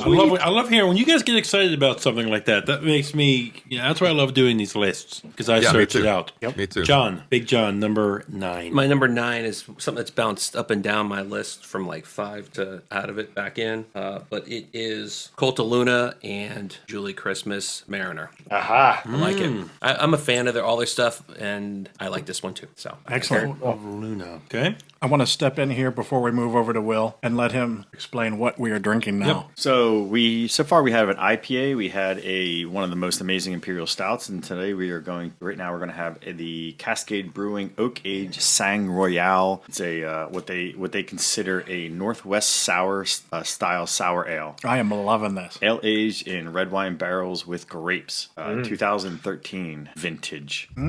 And I will say this is one of the beers from the Holy Beer Metal Bible, the Brutal Truth Guide to Extreme Beers. So cheers, gentlemen. I'm seeing that around here, Will, right now, is some sour ales that are aged in Chardonnay barrels and things like that. So that's getting to be a thing, or maybe it's always been a thing. You'd know better than I. That's a sour, all right. It is. Yeah. pucker up, baby. Because we have a whole bunch of imperial stouts to go through too. So thought I'd change it up. Yeah, we do that at my current brewery, Atlas. We take beers and age them in wine barrels, and then add a little bit of Brettanomyces yeast in it, and turns out. And Bob's your uncle. And Bob's your uncle. Number 9, it Will. My number 9, Conan, Revengeance. Fucking forgot about that album. That's such a great album. It is good. Heavy, I'm digging it. heavy. One of those Conan albums you put in, pounding you with the bass. I'm dying to see Conan live because like the amount of amps and how ridiculously heavy it is. I just do not want to see Conan first thing in the morning after eating fish tacos at Death Fest. Any other time is good. It was a great show too. Jay. Number 9, we will be crossing over on some lists here, boys. So my thunder was stolen here. Flesh God Apocalypse King. Needn't make any more comments than Buke made. Jesus. Man, you're slurring more than us. And Yeah. What's up, Jay? You can't see through those grandpa glasses. you got a burrito stuck in your throat? Okay, to move along with the list, this one, just like John said, has bounced up and down my list. I was really high on it when I first heard it in the year. It just fell off just because I didn't listen to it with so much other stuff coming out and being a dad. But this is Destroyer 666 Wildfire. This album, I was a fan of the band, but this album really took them to another level for me. I will save some of my comments because I feel other members may have them higher, but kind of bummed that we missed them on Death Fest this year when they had to pull out. So Destroyer 666 Wildfire. If you like classic 80s, early 90s thrash, this is your band. Right on. My number 9 is one that I just heard yesterday for the very first time, and I wasn't sure what to do with it. I was like, does it go on my list? Is it an honorable mention? Does it go really high up on my list? Does it go low on my list? I couldn't decide, but it ultimately it came in at number 9, and this is the unusually named Slice the Cake and Odyssey to the West. I don't know if I know John's heard a little bit. I listened to it yesterday. Not familiar. I told John about it yesterday. It's a rather unusually named band, and it's actually a 2-part album. There's also Odyssey to the Gallows, I think, is like a single 20-some-odd minute track. but it's mostly just like noise, so I didn't include that. There's some controversy surrounding this album because there's like 3 guys in the band plus a composer who composed the music, and after working on the album for like 3-4 years, everything was done, and the composer was like, I think you're an asshole, and I'm going to take this and have some other band do it. And the band was like, haha, fuck you, it's already recorded, we're going to release it anyway. And so there's been drama around it, let's just put it that way. So you're saying that there's going to be some other dude, his name, and then Slice the Cake as the band name? Yeah, probably. But it's like this prog death meets like the campiness of power metal. It's a really long, really complex and diverse sounding album, and despite the name of the band, which is a bit unusual, it is really worth checking out because it's just kind of wow. So this could move up my list by end of year. Alrighty, very cool. Neutrinos, number 8. Neutrinos, number 8. Dark Funeral, Where Shadows Forever Reign. I endorse this number 8. Yeah. I knew he was enjoying that record, so not a surprise. Yeah. I like Where Shadows Forever Reign. I think it starts off better than it finishes, but I did enjoy it. So good stuff. Cool. What's your number 8? My number 8, I am going to go with Isan and Arctis. Album number 6 from the mad scientist himself. I love this thing. It's such a diverse listen. There's stuff that's like very extreme and just very kind of in touch with his black metal roots. And then there's something like Until I Too Dissolve, which is like fucking almost like glam metal-y in its riffage, from Mass Darkness to that to Celestial Violence, like all across the board. I think it's really great. I was not into his last album, Das Seelenbrechen, 3 years ago. So for this to be as successful as it was just really wowed me. He's back in business. Isan. Nice to have him back. Yeah. Yep. John. Pretty sure only George has listened to this one. Maybe I'm wrong, but instrumental band from France, Abyss, I Am the Wolf. Mm-hmm. You haven't heard it and you like instrumental metal, kind of like they're my temple this year from 2015. Good stuff. It is. And it's not a long album, so it's a nice listen. It's not fatiguing on the ears. No. There you go. Is that your only instrumental on your list? Yes. I'm not trying to spoil your list, but I thought it may have been the one you recommended to me back in January, Counter World February. Experience? Yeah. No, the album cover is like a white with like a person on the front. A white person, or it's white with a person on the front? I'll find Commas are very important. Move on. Will, number 8. My number 8, Slab Dragger, Rise of the Dawn Crusher. Wow. I'm writing that down. Oh, it's I think they're kind of like a doom stoner rock band from pretty sure the Netherlands. Okay. They put out some great stuff. All right, my number 8. Cue the crickets. Sorry. Well, with all due respect, my number 8 is a band from Israel. Had a real surprising, I felt, great release. I don't know if this is I think it's their first album, and I liked it a little better than the Flash God, but it's kind of a similar type of album. Winter Horde Maestro. It's not their first album. Thank you. Underwater Moon was their last album. But I see them as a Flesh God Apocalypse type band. They're they're not terribly similar sounding, but there's a little operatic kind of tone there. And it's just some of my favorite moments. Like there's a song in there called "They Came with Eyes of Fire." That's a good song. Yeah, great album. Uke? John, call back what we were just talking about. I thought your instrumental may have been Latitudes. Gotcha. I love that album that you sent me. good. Almost made my list. My number 8, we've already mentioned it. Vector Terminal Redux. Which is also my number 8. Really? Mind blown. So that's been on 4 lists now. Yep. So. It'll be on a 5th. It'll be on I was going to say, raise your hand if you haven't done it yet. Cool. All right, that's good. I will give it away. It's not on my list because I have not heard it. Fair Really? enough. What? I think it's safe to assume it would be, my friend. It was going to be the album of the podcast. 'Cause Maybe, we had it. maybe the best album cover I've seen in a long time. You know, that's cool. I think Will was the spoiler on the last one, too. Yep. No, it was me. Was it you? I didn't put Cattle Decapitation on. No, It was me. there was another yeah. one that I did not put on. I think it was I can't remember the name, but I Was know it off the the top of my head. Amorphous record? Amorphous. No, it wasn't Amorphous. It was something else, something like black metal-ish sort of. Well, you were a dick for doing that. I know, man. Yeah. Stop being such a dick, Will. It's always me. All right. Me and my good taste in music. I saw what you did there. Or I heard what you did. What did I do? I love you guys. Moving on. No, I'm just kidding. Go ahead. Okay, so Neutrinos number 7, Virus Memento Collider. I just looked that up last night, as a matter of fact, because I was trying to see if there's anything I was missing. Okay, it doesn't seem like his normal kind of thing to me, to be honest with you. I think it's a good album. It's it's avant-garde-ish. I don't really consider it a metal album, so yeah. But I've heard a lot about that thing, but I haven't listened to it yet. So yeah, it's all right. If you like avant-garde stuff, it's not too far out there. No. But It's a little more polished than I thought he would like, but Yeah. I guess I don't know everything about his taste. So indeed. All right, Dan, number 7. number 7. Well, speaking of white album covers with white dudes on them, I'm Kenny Chesney. right. No, I'm going to talk about Latitudes, Old Sunlight. Oh, nice. This second quarter in particular, but also this whole year.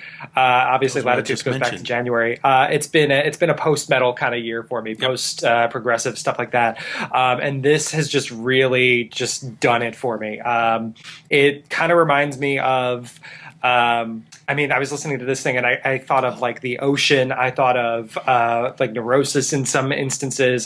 Just very, very pretty, but also devastating post metal stuff from London, from the UK. So I'm a big fan. Latitudes, Old Sunlight. I'm gonna have to check that out. Yeah, highly recommend it. All right, John. Number 7. I did not think I would come across this year, and I'm loving every minute of it. And it's not exactly Loverboy. That's number 6. let's don't get ahead of ourselves. Yeah, so slow down, all right? Come on, unless you want me to do 7 and 6 together. No, but I think George and I have talked about this for a second. I would never imagine putting doom metal or sludge metal together with like dream pop, or shoegaze. So it's a band out of Brooklyn, I believe. They're called Spotlight's Titles. Maybe not the most metal album in the world, but it's pretty heavy. It's pretty doomy at times, but it's also very kind of Yesu-like.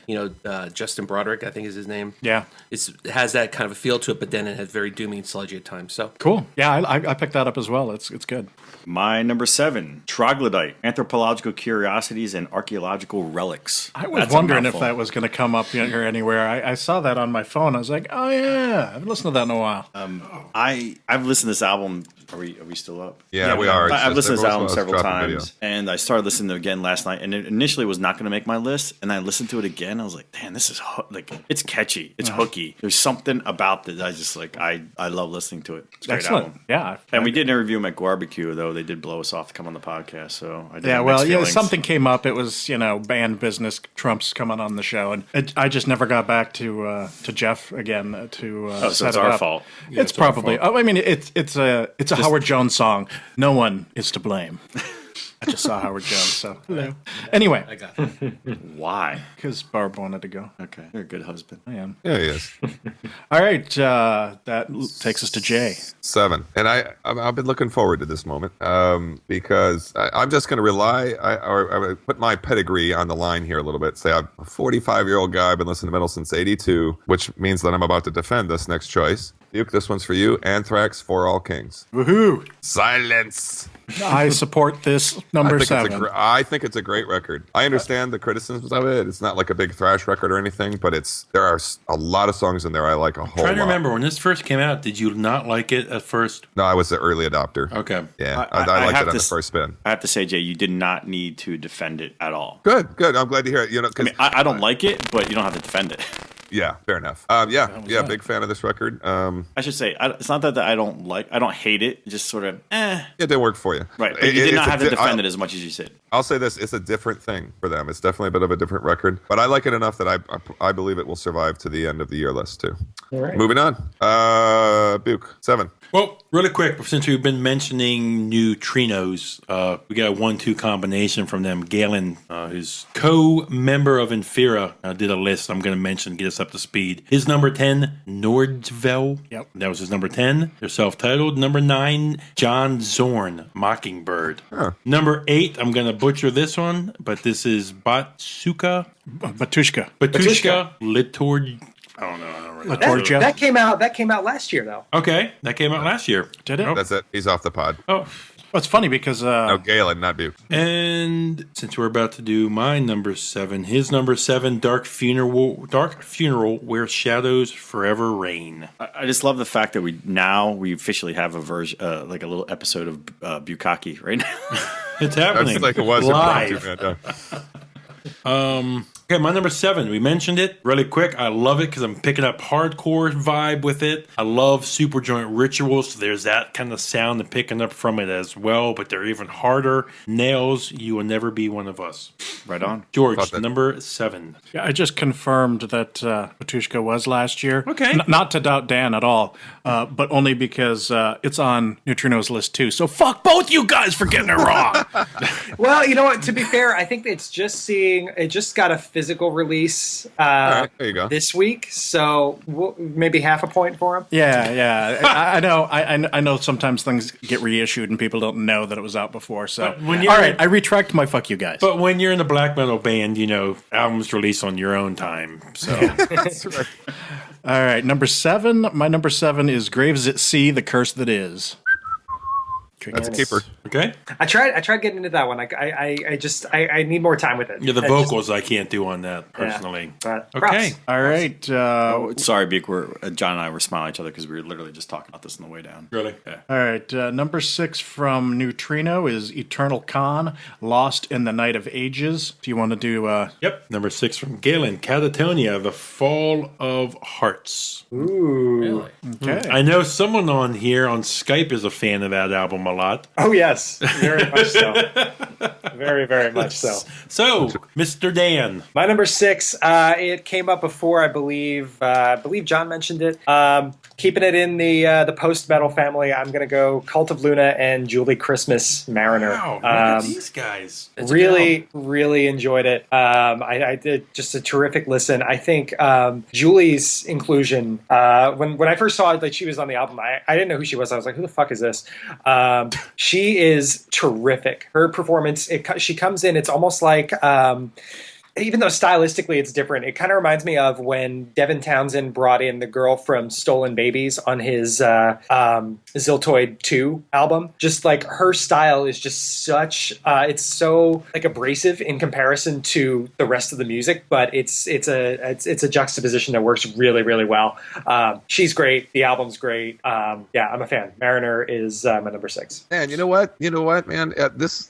I know our guests are usually pretty informed, but it's good to have a guy on from another podcast because Dan, you're informed, man. You know what's going on, and it's nice to talk to somebody of our. I've had these talking points planned out before, so I just had to call them back. That's all. Well, I feel like you're one of us kind of thing. I mean, this is the way we talk, and of course you're on a podcast, so of course you're a huge fan. But this is great, man. You're really fucking knocking it out of the park here. Thank you, sir. I think we're going to be replaced, John. Whatever. Wonder Twin powers activate, form of 9 circles of metalheads. Fine, I'll do my own podcast by myself. Yeah, you will. Dan wins the podcast part 2. You mentioned Stolen Babies. I love that band. Yeah, there's something. Yeah, they're from and Jay. They're from your hood, I think. I think they're out there in Oakland. I'll look it up. To be honest with you, I don't know them. Yeah. Yeah, the vocalist is this woman named Dominique. She has 3 names. I can't remember all 3 of them, but her first name is Dominique, and she's just very theatrical, very just in your face. They're like dark cabaret metal almost. Yeah. So Since you can't remember the other 3 names, I'm just going to assume she's Dominique Harvey Oswald. Sure. I'm sure she Dominique Wilkins. It just that would be a boy. It just occurred to me when I did the whole Wonder Twin powers thing that Buke and Dan might not know what I was talking about. Do you guys know what the Wonder Twins are? No. Oh, okay. See, back in the day, youngins. back in the day, like on, I think it was like Is that Hanna-Barbera cartoon? well, it was like mixed in with the Super Friends and the Justice League and all that, and there were these 2 twins, like a boy and a girl, and they were the Wonder Twins. And when they like put their fists together, they would go, Wonder Twin powers activate, form of, and it always had to be something physical and something like water based. Yeah. No, it was so an it was animal, like form and it of was- an ice hammer, and they would like go, and they'd turn into this and like beat up bad guys and shit. And so that's what I was referring It's to. where they jumped the shark on the show. All right. Pretty bad, yeah. And they had a little blue monkey named Gleek. And yet everybody And remembers this is where it. the podcast, episode 51, Jump the Shark. All right. Somebody just tuned in and go, what the fuck are they talking about? And Those also, crazy old men. while we have Dan on here, I have to mention from the Nine Circles podcast, if you like your things regular in life and on the schedule, not like, is there a Metalheads podcast episode this week or this month? Give them a listen. They follow a schedule. You know, for us, it's a fucking shot in the dark. I don't know how people have time to. I mean, when I have to spend 8 hours editing an episode, how can I fit that in every week? He's got a bunch of guys like us on it. Yeah, just Well, drinking we got beers. diverse schedules and stuff, but yeah. Well, I mean, you guys are. It's not like an apples to apples comparison. I mean, you guys go more in depth. Like Corey and I are more.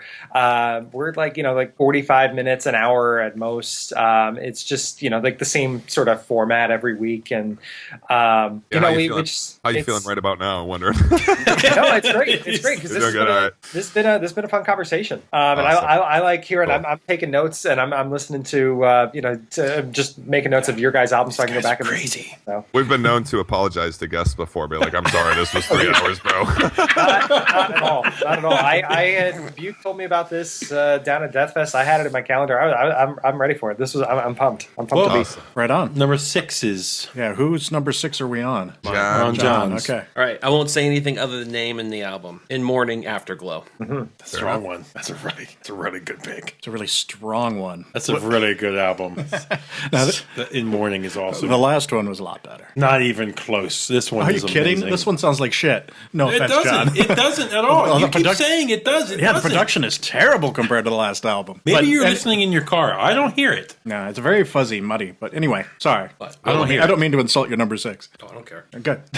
I don't care. Fuck Well, that guy. It is a possibility that John may be slightly larger than you, so he will kick you. I'm drinking beers. The next thing we know, we're making love. number 6, Will. making. My number 6, All Father, bless the earth with fire. Oh yeah. Yes.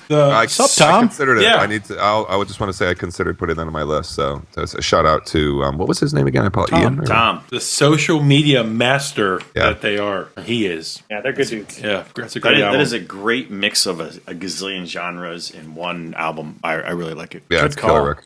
All right, my number 6 was commented on by Dan, I think, in an accurate fashion, but I think I would also side with George's comments if he has this later. Cobalt, Slow Forever. Okay. Okay, not going to be on my list, so I have nothing to comment on that. But I just closed something. But number 5, you're going to have to help me out and say the album title. Number 6. Sorry, number 6, The Rossenblatt. Metathonia. Thank you very much. I Oh, the love. CH is silent. Yes, it is. I've been like explaining it to people. I'm like medic.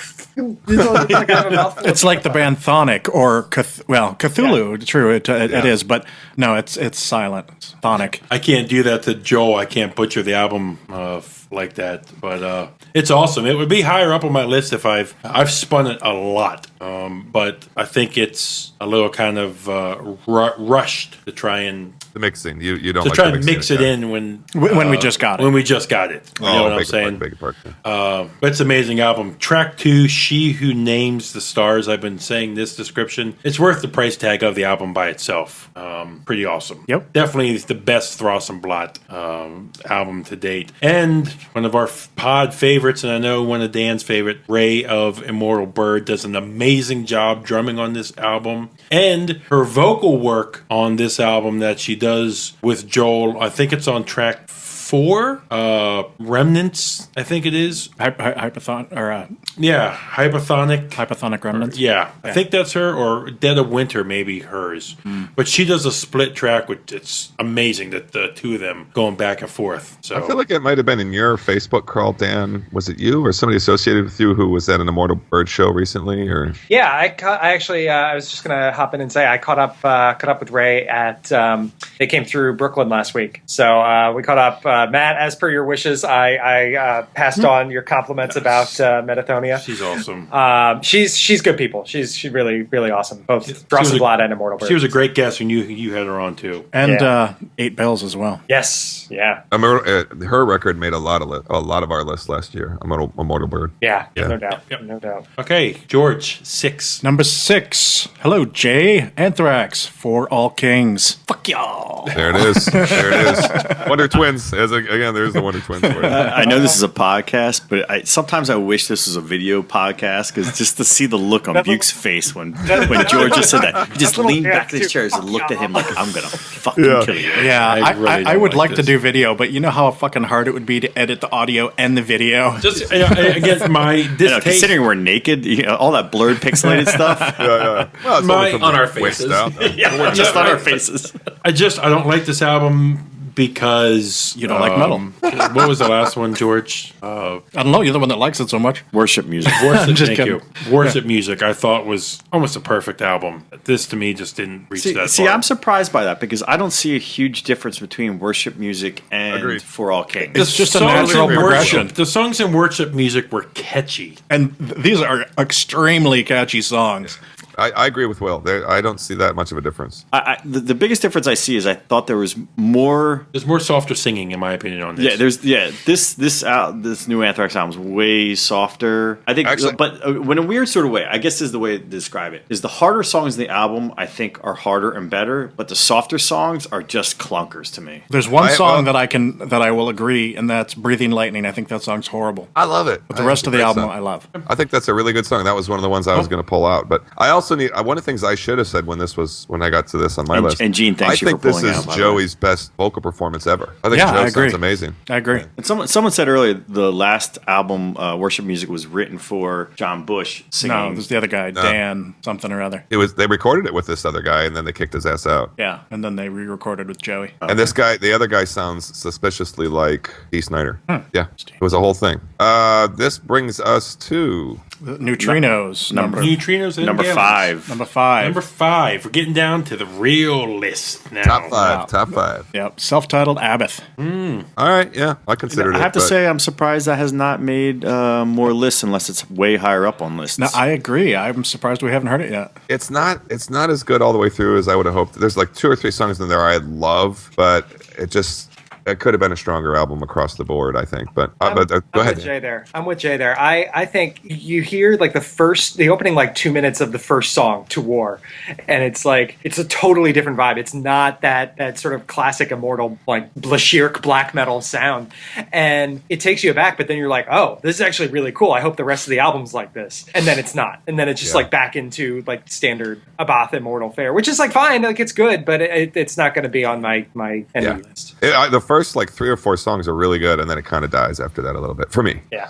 Galen's number 5. Over. I don't even know how to even say it. It's a smattering of letters. Yeah, I'm not even going to hazard that one myself. Let's just The call new it Ulver. The new Ulver. Yeah.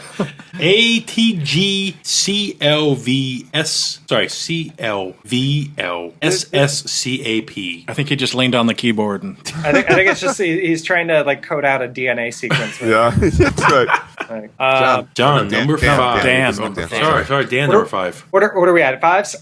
Five. Okay, Five. so I, in addition to the post metal, it's been a big grindcore year for me. Obviously, I dug the Nails record, not quite as much as you guys, but I did like it. Magruder Grind had a great album earlier this year, but the one that has stood out for me the most is Gadget. Their album, The Great Destroyer. I don't know if you guys have heard this. This is their first album. It's a Swedish grind crew. Their first album in 10 years. And this thing is it's devastating. It's like, what is it? 17 songs, not even half an hour of listening because grindcore. But it's just an absolute punisher. Aggressive as all hell. I absolutely love it. So What's the album title, Dan? The Great Destroyer. Great Destroyer. I'll go It's check that out. out. Yeah, it's out on Relapse. So it actually came out in Q1, but I didn't listen to it until about a month ago. But really, really solid stuff. So God bless those guys over at Relapse, man. They don't fuck up much. there's some good guys too. they got guys. a good thing going there. All right, John. All right, my number 5's already been mentioned. Isan Arctis. Yes. I figured John would have it. I think I didn't know if John would like that. I love everything he's Yeah. done except the last album. I'm on. Everybody's a little on that On one. the last one, yeah.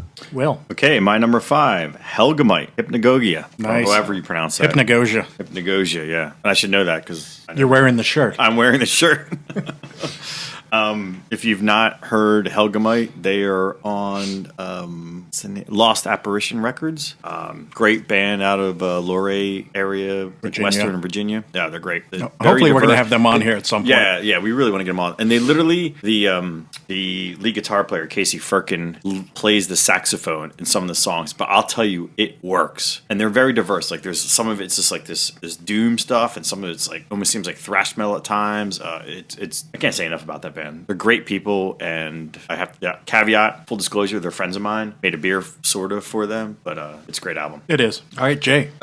Buke mentioned this one, and he left it open for comment for others. So I'll say this is just what I mean, if this record had come out in 1985, I would have been crazy for it. I'm just as crazy for it now. Destroyer 666, Wildfire. I really think they knocked that out of the park with this record. It feels like this lost album from 85, 86 to me. I was talking to George earlier. When we gave our predictions, just George and I talking, when I thought your number one, I thought that may have been it, because you were really pretty excited about this album. Then I corrected him and told him what your number one is. Yeah, and 'cause then I know something it. came out recently that I think maybe That knocked it up, yeah. Oh, no, I think you're probably right. But about the other one, yeah, no, this is stayed strong with me. I still throw it in every couple of weeks, Yeah. and I love it from start to finish. My number 5. This is a pretty heavy one. It's all over the map with the sounds and time shifts and stuff like that. This is a band from Iceland, Shrine. Okay. Spell it. That's a good one. Please spell it. Unortheta. The band's name is ZHRINE. The album is UNORTHETA. Yeah, Rick, one of our listeners, Rick. Rick originally- recommended it to me. Yep. Pretty cool stuff. All right, my number 5, Gojira Magma. Nice. All right. Yeah. Wait, didn't you just like do this big lead up that you're not going to put that on your list anywhere? No, I didn't say that. That might have been near. Awkward. I don't recall saying that. Well played. No, well, I do remember. Actually, this is what I do remember. You said that because it's coming out the night before the cast. I might not put it on my list. No, I don't know if you caveated with might, but I thought you said you're not going to put it on your list, and that was, I guess, last episode, whatever. Right, yeah, Maybe that was a personal conversation. Maybe. Maybe you didn't say that at all. I'm making this whole thing up. Well, However, I know I was Remember this? trying to decide. I'm like, and it was the same thing with the Throssenblot, because I'm like, it's coming out the day before the episode. I don't know if I'll have enough time to make a decision, but I've had it for a couple of days, and yes, it's number 5. Okay. Alrighty. So let's get our friends from Infera. All right, wait, is this number 4? this is number Number 4. four. Should we take a break? Yeah, let's just get do a fill Get up. our 4 on? Yeah. I tell you what. Every time somebody puts their number 4 as an album from last year, we'll go get a drink. Does that mean, So- does that mean we're getting a drink? So number 4, Batushka Liturgia. And Galen's number 4, Sark. Sark. That's Nocturno Culto's band. Oh, I did not like that album at all. Really? Let him have God, it. I was so Let him bored. have it. Do you like the previous albums? Not really, but I thought I this love one, this. there was at least the previous albums at least had like their moments. Like this just didn't do anything for me. I reviewed it for the blog, and I was just like, And Galen's not here to defend it. So you know what? Take that, Sark. Pretty much anything Nocturno Culto does, except for that weird fucking folk like power metal album thing that he did, is good. Okay. Well, All right. those are our friends. So let's go fill up, and we'll be back for our top 4 real quick. Real Cool. quick. Real quick. We're gonna go to Number 4, Dan. number 4, Dan. number 4. Well, y'all have heard this one before, and before I get into it, I share your sentiments about it being too long, but it is still my number 4, Vector Terminal Redux. Yep. I think, if I'm being honest, they could have chopped the last 2 tracks completely off the album. That would have been about a third of the runtime of the album if we look at it. The 9.5 minute collapse and then recharging the void, 13.5 minutes. Yep. But those first 8 are, I love the first 8 songs so much that even with those 2 coming off, I think it would still be a tremendous album. Yeah, like I said earlier, it's a thrash band doing this. It's you. I'm not saying thrash guys are stupid, but you don't picture a lot of depth Or epic thrash. There's or- no. Well, epic- you weren't I around in think the that- 80s then. with thrash. I don't I don't put the word complex Yeah. with it. It's And that's what I I attach feel to like- this album. I feel like these days there are so few thrash bands that are trying to move the template, the genre forward. These guys very clearly are. clearly. I see a lot of. I mean, it's a thrash band, but I see a lot of a very strong like Chuck Schuldiner influence here, and I really love it. So Cool. Excellent. And before we move on to John, what are we drinking? Yeah, George, why don't you ruin his picture again? Was he taking a picture when I did that? Yeah. Yes, a giant fucking. Bear claws coming in here and grabbing the bottle. Grab this beer. I'm like literally sitting there doing this, taking a picture of the beer, and you're just like, oh, let me grab this bottle and start looking at it. So the picture I'm about to tweet out is basically a giant, Bear stubby claw. little fingers. I fail again. So what are we drinking? Well, You tell us. You brought it. yeah. Well, I didn't. This is you got it for us. No, This I is Son of the Morning from Driftwood Brewery. This is in the Bible, the Real Truth Guide to Extreme Beers. This is from our good friend Adam, who's the author of that book. And he literally sent it to John. He grabbed like a whole bunch of them and sent it to John. Oh, that's right. You took care of it with him. Okay, that's right. That's correct. What is it? A golden ale, I guess. It's a Best Belgian way to- strong golden ale. strong ale. Yeah. And the artwork on this bottle is Bloody- absolutely phenomenal. Bloody and and evil. yeah, and it's way better than the previous artwork that they had on here. And I would just go look it up, and I And- forget the name of the And this is one of the last beers we'll be getting of all the ones we've drank in the book because they probably won't do the other three that we need. This was I guess not a last minute, but they just decided to redo this again. And Adam was kind enough to go get them for us. yeah. Well, cheers, gentlemen. As we get to our top 4 and then our top 3, when the knives really come out. I love you guys now, even if we leave bloody and battered. I promise I won't laugh this year. Yeah, because Glory Hammer hasn't released anything yet. That's because George took care of it with me, Hey, right? Dan, can I tell you, last year when I mentioned Glory Hammer, it was silent except John, the well-respected, respectful John, just let out a big old belly laugh at me. yo, I fucking love Glory And Hammer. you want to know why I did? Because I was at Prague Power, which I go to every year, and they had put them on the screen as a band coming, and the place went fucking ballistic. And I was watching this video, I was like, oh my god, this is gonna be just fun time for me. It was a dude, I think he was wearing the Iron Man outfit Yeah, or something like he was that in the wearing the video, or I can't remember. I just burst out laughing. Yeah, that's a fun It album. had nothing to do with the pick. It was the fact that he grabbed that band. Yeah, sure. Okay. And we're going to see them this Yeah. year. And we're gonna see him. Yeah. Okay, number 4, All right. John. Got this one from Bandcamp as usual. Probably the closest thing to an Opeth band in the early 2000s, maybe mid 2000s. Perihelium Ship, a Rare Thunderstorm in Spring. Excuse me. That was on my list, and then it was off my list, then it was on my list, then it was off my list. It's a great album. It's a good listen. I mean, you have to be into the kind of proggy death metal style. Yeah, I listened to it a bunch of times when I was at work, and I really wanted to like it, but there's too many parts of that album that I just really dislike. There's a lot I love about it. It's a lot of 70s prog keyboards in it, without question. And most of it is the clean singing is terrible, in my opinion. Not a very good. Not my favorite. Yeah. It's I growling. wouldn't say terrible. I'm not one to speak. Let's hear your clean singing, Will. Yeah, exactly. And by the way, they actually do kind of a killer version of Hangar 18. They did a cover of it. And it's They actually, did. It was awesome. It's actually very good. All right, Will, what's your number 4? My number 4 is, and this may be controversial, Gruesome, Dimensions of Horror. I know it's an EP. It's a 6-song EP. That's good. But it's awesome. That's really good. I love it. It's awesome. They were great at Death Fest. Both times. Yeah, both times. Both times. Both Saturday and Sunday. The first time we realized they were playing shit, run. Yeah, that was kind of fun. Yeah. No, great band. Love them. Cool. Jay? I bought this album does live up to the hype for me. Graves at Sea, The Curse That Is. That I thought was great. I listened to this record as much as anything else this year so far. Hell yeah. Nice. All right, Buke. Buke. Take Ghost Reveries, Opeth, add in a little more organ. You got Perihelion Ship. There you go, man. One of the best recommendations yeah. I've been given recently. So I it's endorse awesome. that number 4. Sometimes, and we're going to have these guys on the pod one episode.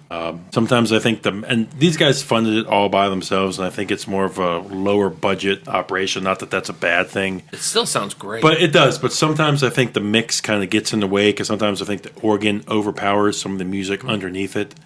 It's a great album. I love the sound that they have with it. it's good. Cool. So number 4, George. Isan, Arctis. Hey, Oh, nice. What more needs to be said? It's awesome. I haven't listened to it personally, actually. So, Well, yeah, I know. it's on you, buddy. All right. Our friends now in Infera. Yeah, I got to find it. It disappeared. Hold on. I will do Galen's then. Hold on. Let me do it in order. Okay. Just, Do not fuck with the order, Buke. The order is legion. The order is your god. So while the girl from Ipanema is playing in the background, I will say both Will and Jay have not been confused once yet during this list. No, it's all just because we both stood in the same physical space at this point in time. yeah. There was So that's all been cleared one up. time during the last recording when we were all sitting, I think, in the hotel room that I think Buke called Yeah. me Jay. Yeah. And it's on the podcast. And no one said a word. I was just like, I'm just going to leave it alone. It's happened so many times, I don't know who's who anymore. Speaking about people and getting names wrong, Buke and I were talking about this on the car on the way over here. Jay's got a real problem with calling bands people by the wrong names. He's talking to the band Satan, and he asks Brian about Skyclad, which, of course, Brian is not in Skyclad. I asked Brian about Skyclad. You said, Brian, Skyclad. Oh, but you know what? If you had been there, you would have seen I was looking at the guitar player. Okay, so you just called him by the wrong name. Oh, I'm embarrassed by that because I thought Brian really liked me. Yeah. And now I realize I insulted really. him. Well, he really did. He did until then. Jay was nervous. It's okay. Yeah, no, that's Okay. cool. I was a little nervous. Those guys are sort of legends. It was Number fun to be in the 3. same room with them. Sorry to interrupt you. Number 3 from our friends. Number 3, this is a really cool one. This is from Neutrino. This is Spectre and the Art to Disappear. And from Galen, we've mentioned a couple times, Abbott album. Abbott, right on. Dan. Dan, our guest. Go ahead, buddy. I'm intrigued going into my top 3. I want to preface this because I'm looking at 2 of my final 3 have not come up yet. They may still, but None of mine have, for what it's A little worth. bit of diversity on here. I kind of like it. No one's going to say Bieber, okay? So you're fine. My number 3, I'm going to bring it back to the post metal dimension. This only dropped last week, but really, really hit me. I love the hell out of it. Sumac, What One Becomes. Oh, nice. I was wondering if that was going to come up. I was listening to that last night. Yep. Yeah, I it's interesting. I liked their first album, The Deal, last year, and I liked it, but I didn't like it as much as a lot of people did. But this one just hit me really, really hard, all the right places. Aaron Turner, of course, from ISIS, but they've got guys from Baptist and Russian circles as well. Really, really terrific stuff. This definitely kind of hits me the way, like I said before with Latitudes and stuff. This hits me in the same way like the Ocean did, and I love the Ocean. Yeah. So I dig it. Dan, I'm surprised that you have this on your list this high up because not to say it's bad, but it sucks. No. Just kidding. It's a complex listening. Yeah. There's a lot of sounds and guitar playing going on. Trying to call me a basic bitch? Is that what you're trying to do? Hey, for my money though, Aaron Turner is the king of post metal. You know, I mean, he's done so many things that I love, from Old Man Gloom to ISIS to Sumac, and I do love that stuff, man. So I just haven't listened to this enough Yeah. yet. I haven't I either. listened I a haven't little heard it bit yet. this morning, but I just haven't had time to get into it yet. I haven't heard It's an great. inch of it. It's really good. Yeah. Okay. I'm a definite fan. John, number 3. Queue up 1, 2, 3, 4, 5 crickets on your phones because I know nobody has this. Prog metal, prog rock, I guess, band. They're from Poland called Vodom. The album is Catonic. I know nobody's heard of this. Crickets. Hipster. I don't Yep. care because Yep. it's a fucking amazing album. All right, then. All right then. But you say you said what similar to what? You ever listen to Riverside? Okay. Heavier than Riverside. Okay. That could have been anybody. You ever hear Willie Nelson? It's heavier than Willie Nelson. But have you heard Adele? how did you discover? How did this come into your world? Have you heard Waterfall? It's heavier than that. Like how did you first get introduced to this? Through my prog Through your connections. channels. Yeah. Just whatever sites or whatever. Real friends. It's fun. Literally, John and I were when we were driving up here. We're like, What friends do we have? Yeah, it's like, do we have any other friends? Like, it's just the group of us. Like, And I came to the conclusion that all my closest friends now are all my music friends all around the country. I said, I don't even talk to anyone from high school anymore. I only have one or two friends from college I talk to. Yeah, hold on to those, Dan. Hold on to them. No, Dan, fuck them. Exactly. Yeah, Jay, a few more years you'll be saying that. A few more years, you'll be an old prog guy, Dan. Yeah, when you turn 40, then you can say fuck him. By the way, Galen listens to a ton of prog. I by know the way. he does. So he and I didn't get a chance to talk enough about that. Yes, he does. All right, let's get a number 3 from Will. Number 3, Destroyer 666 Wildfire. Nice. Nice to see that so high on your list. Yeah. Jay. My number 3 is an admittedly kind of a basic record. It doesn't go all over the place. It doesn't have crazy riffs on it, but it caught me when it came out, and it stuck with me, and I still think it's sort of innovative in a way. Riding Christ Rituals. Oh, yeah. I was wondering about that for your list. Yep, had to be on there, and it will stay high. Yeah, you in threw the year. gauntlet down Still when sure. you first mentioned it, saying that there was no way you could see this not being on your list. Yeah, it's nice. it's cemented in there. I'd be surprised if anything could knock it off by the end of the year. So, Buick, what's your number 3? My number 3. Sorry, I just got a message from Black Fast. Oh, nice. Saying that they're going on tour. Come hang with them. They're going on tour with Lord Dying. That's a scoop. Wait, did they send you a personal message? Yeah, they sent it to me. I got the email from Bandcamp the other day, so so you're not such big shit, buddy. Buick was all like trying to play it like he's friends with those They guys. just sent it to me here on Twitter to my DM. okay, maybe it's a different band. Sorry.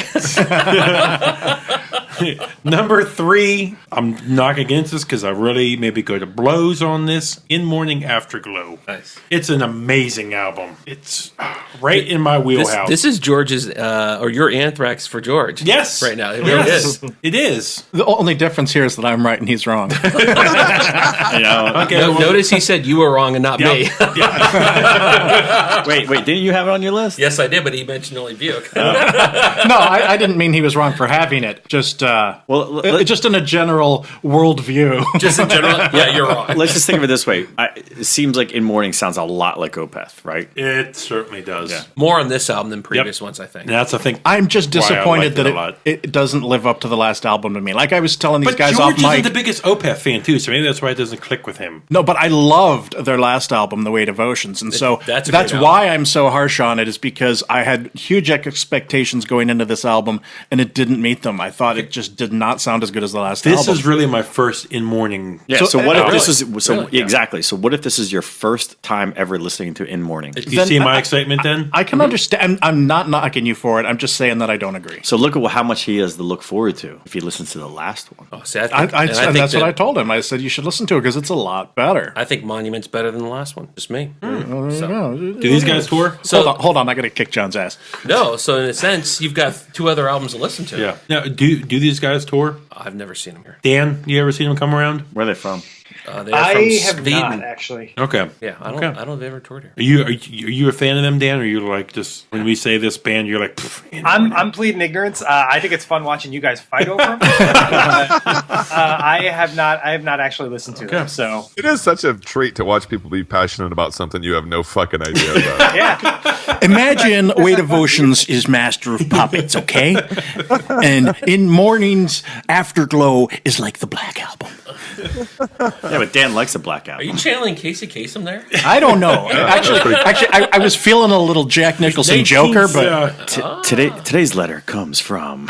Okay, number 2. Oh, no, I didn't do my 3 Oh, yet. you didn't do your 3. I'm sorry, George. Flesh God Apocalypse King. I thought that may have been your number 1. Yep. Oh, I know what his number 1 is. I thought that really would have been his Yeah. number 1. And now, if Jay's number 2, I think I have a feeling John and I could I don't know. share number 1 again. I don't think so. Okay. We'll now- see. We'll see. I called it earlier. If it's not what I called earlier, we'll get to it. We'll get to it. This is just inside talk. I like trying to Table with my talk? friend here. Yeah. But I know where it's going to be now, and it's not going to be my number 1. Okay, let's get to our friends. Trying to eat my pizza here. down, I'm like, right. oh shit, it's me. I do want to interrupt 1 second.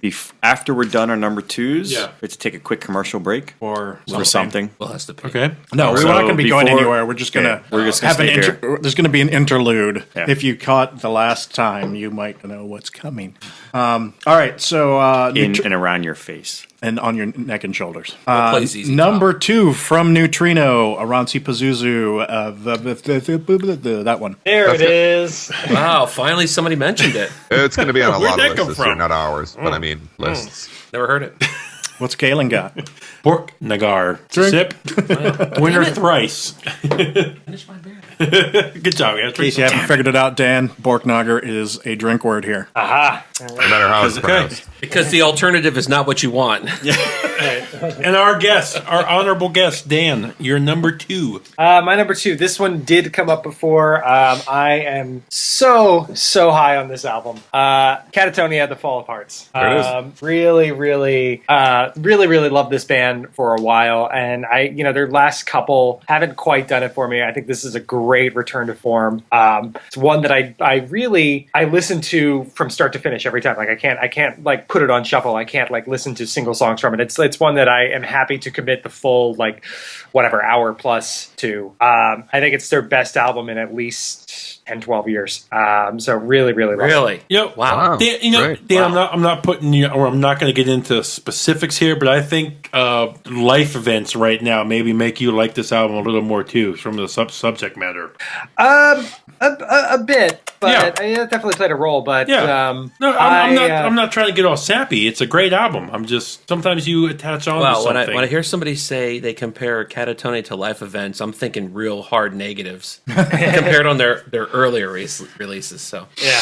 Yeah, I really don't know what you're talking about. Yeah, don't worry about it. This is him for him and I. We're not talking about it. Okay. Oh, would you like edit it to go? out. Hey, would you like to go off and have your own little podcast for a few minutes, you motherfucker?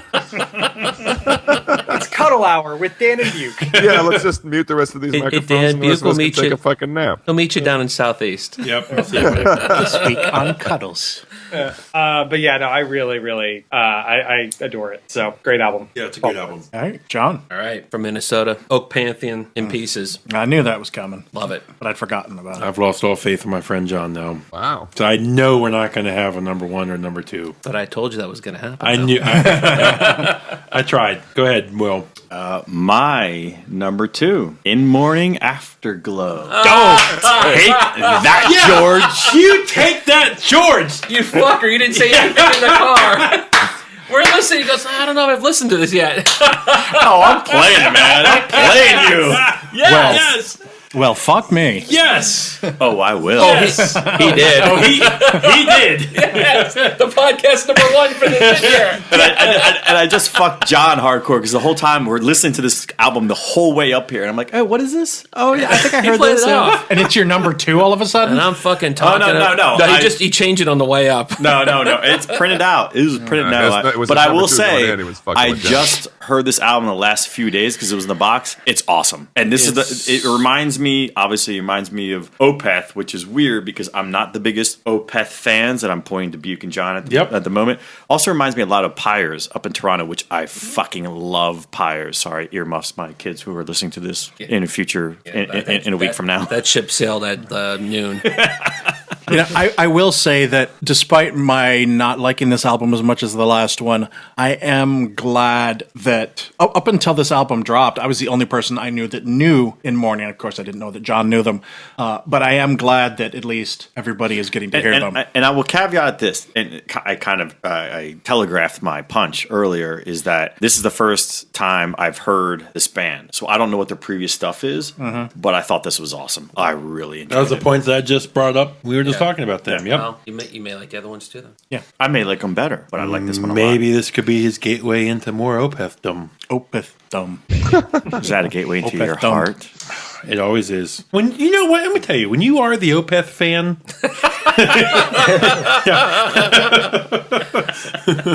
you know how much shit I get for that. They're like, "Yeah, you're the Opeth fan." Yeah, Like that's the me. Opeth fan. Putting anything in fan is going to get you some shit. I know. But you just say, "Well, I don't see your name that." Yeah. online. Yeah, but Twitter handles and whatnot are sort of like tattoos now. You know what I mean? Like you got to make those choices carefully, dude. Yeah. The good thing That's is who you you can are change now. your Twitter handle and not lose your followers. Yep. Yeah, I had to yeah. do that when I left Hey, Port City. hey, Jay, tell me about it. I go by White Cluster. How do you think that's gone over the years? To be fair though, you go by Wise Cluster 69, and that puts a whole other weird spin. on it. Yeah, it certainly does. Yeah. How many porn bots do you have Yeah, following dude, you every I day? mean, Trust me, it it's sounds not like from my Mexican name. Cartwheel 69. You know what I mean? It's like some sex thing. It's I your don't profile know. pic. Well, It we has did to a do White with the Cluster yin and the 69. yang, man, the black and the white. Okay.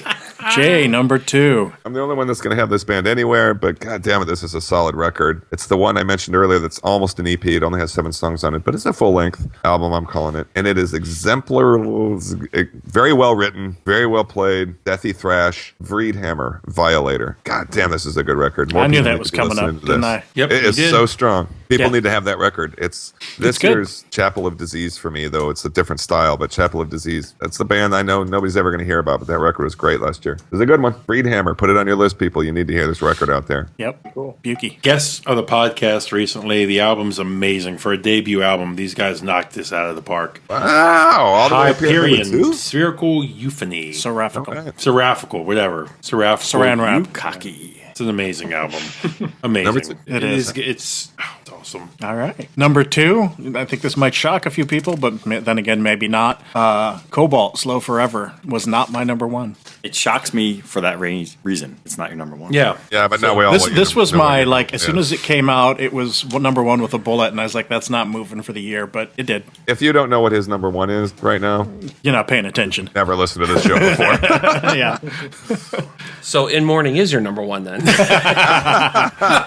Telegraph. Don't spoil it. Wouldn't that be a fucking switcheroo? That'd be Dev Heaven times 10. Oh, that's right. That was my coup. The Deaf Heaven Falls number 1. Yeah. All right. So here we are at number 1. Here we are. So we have to take a pause. Let's take a commercial Oh, break. right. That's right. That's right. Yeah. So,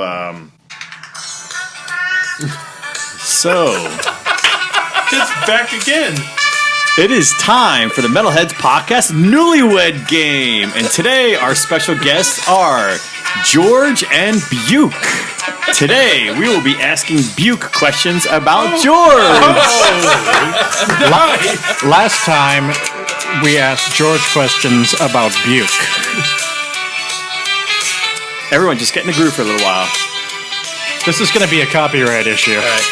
We've grooved. Awesome. Yes. Okay. See if you know any of these. So, in this episode, we'll be asking Buke questions about George. Question number 1. I will be asking the questions. Judges. To Buke. George will be answering, or George will be, he's Saying, already yep. answered the questions. John will be our moderator to say if the question is right or wrong. Oh, yeah, I love you guys. John and I are very devious at times. This is awesome. God. Dan's sitting over here going, God damn it, I thought it was almost out of here. No, this Like, one. I got somewhere to go. Question number 1. Buke, tell us, what is George's birthday? I bet he can't even get the month. We're off to a bad start. I'll give you a hint. It's the same birthday as my sister. Oh, there you go. December Oh, we got the month. 29th. Whoa! Off by a day. Not bad. Yes! Not Look bad. at that! That's pretty good. I think I think I got yours by a day. Look at that! Wait, first of all, I know. I'll take that. December 30th. I'll take that. question number 2. What is George's middle name?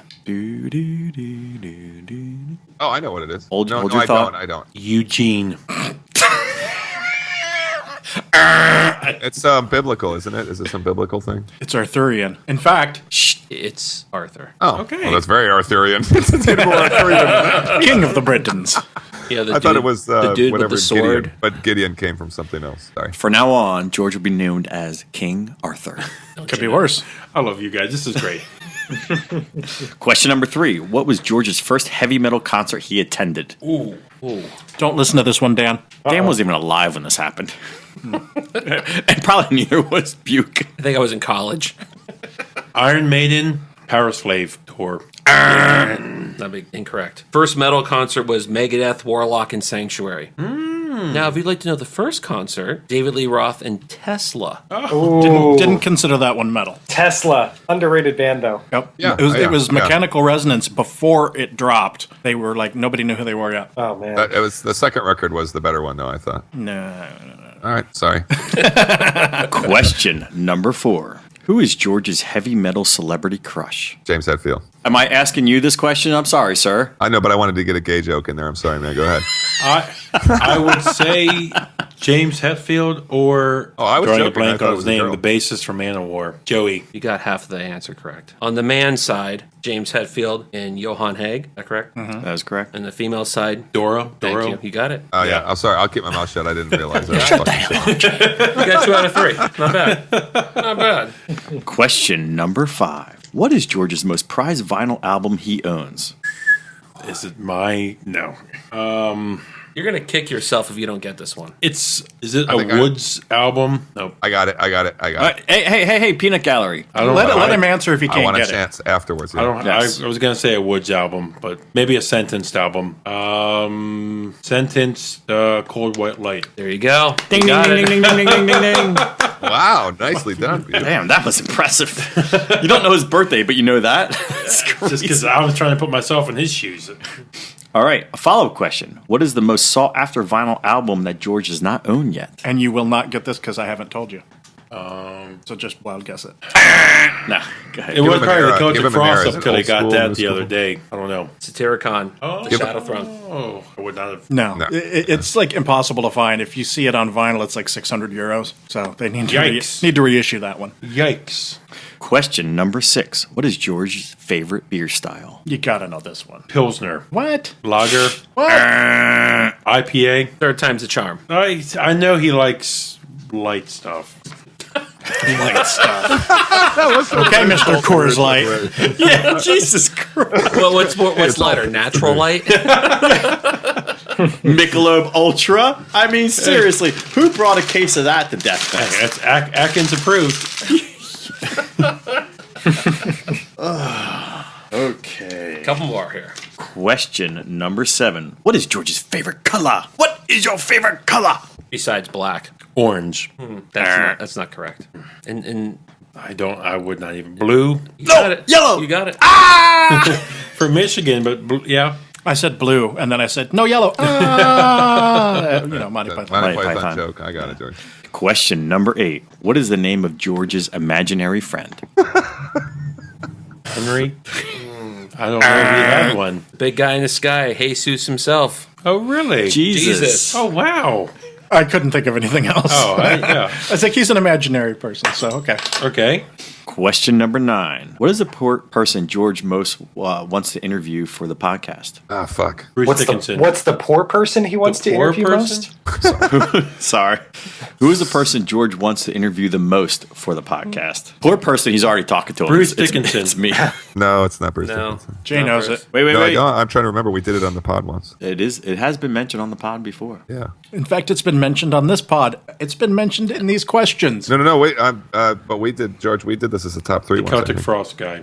No. Tom G. Warrior? No, that's a good one. No, but- that I suggested Tom G. Warrior, and George was like, That's James right. Hetfield. Yes. Yes. I Ding, should ding, have ding, known ding, that. His ding. name's only come Well, up like 9 that was a times kind of a that. trick answer, Yeah. though, because I thought George had said about James that he was like, I wouldn't even know what to fucking say. But Well, yeah, Well, that- he has that's said true. that. He has That's said true, that, but yes. that would Okay. be my ultimate. And the would be- last question. Sorry, go ahead. No, it's nothing. So the last question number 10, and the reason why we stopped and did this newlywed game now is what do you predict George's number 1 album will be today? Well, it was going to be the Cobalt. come on, Duke. Of course, there's no answer for this until we do the number 1. Yeah, I have totally drawn a blank on albums. I thought it would have been the Cobalt. All right. He was so That's high. okay. Let's find out. Yeah, Let's he was move on. so Let's high. Find out. Yep. Wait. Should we take a break? Yeah, let's like- quickly fill up and let's just get to number 1s. The time has come. The big moment. The big moment. The big get. And you know Well- what? I know what John's number 1 is. I know it. If George shares the same thing with you, I think there's okay. You don't even. When he tells you what his number 1 is, you're going to be like, oh, I'm an idiot. Yeah. But first, let's move on to Neutrino's number 1 and Galen's number 1.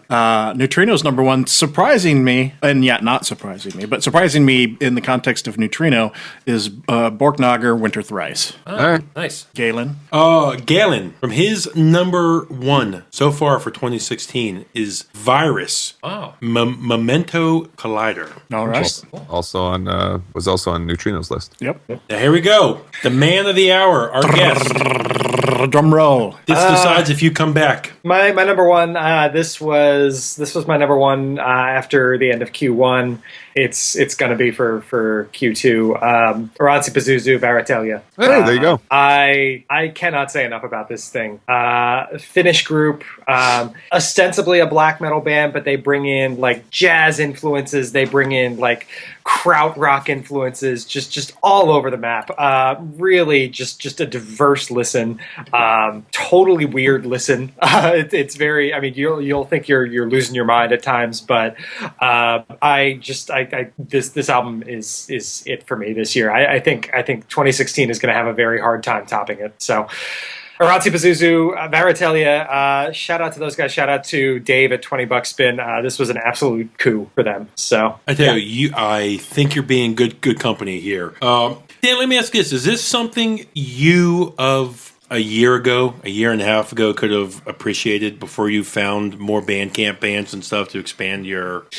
I don't know. I don't know about like a year ago. Certainly, I don't think I would have come across it or known of it, appreciated it as much when Corey and I first got started. Yes. Okay. With the podcast, because we were talking about shit like. Just barely scratching the surface of metal back when we first got started. But this is one of those things. It's like you talk to people on Twitter, you learn about more bands, and you find some great ones. And this is one of the great ones. So I have to ask before we move on, since you are a guest, you get the floor more than anybody. How did you find this? Was it just like a random? This album. So our buddy Manny War from the Nine Circles team was really, really high on it. And I knew it was coming out on $20 Spin. I knew about it because he had talked to Dave, the label head, and was Dave was really, really talking it up. And he's like, "Yo, you got to listen to this. You got to listen to this." And I just sort of word of mouth, passing the whole chain and stuff. Cool. Yeah, really love it. So, needless to say, your new battle vest you have made. If they had a patch, it would be on it. Yeah. I'm actually, and I'm really bummed because we're going out to Migration Fest in August, which is run by $20 Spin and Gilead Media. And everyone was hoping, it's basically like it's all their bands, and everyone was hoping like, oh my God, are you guys going to get Oranzi Pazuzu? Are you guys going to get Oranzi Pazuzu? And they have not. They did not get them. Still an amazing lineup. Oh my God, absolutely! Like it's a small complaint to have, but seeing these guys live would be just otherworldly. So if they have patches out there, I will get an Oranzi patch without question. Okay, well, we move on. Big John, number one. Dan and I are best friends this year. Yeah, I knew it. I knew it was going to be. I'll tell you why I knew this was going to happen beforehand. I guessed this one too. Yep. Because we had a conversation in the parking lot at Death Fest about this album, Oranzi Pazuzu, hands down. And my reason for liking it is completely opposite. I love psychedelic 60s music, and they inject that with the krautrock. And I wouldn't even call it black metal. To me, it's just extreme metal, I guess. It's not really. Because it's all over the map, but... What is krautrock? Is it like German rock? It's like sprockets. Yeah.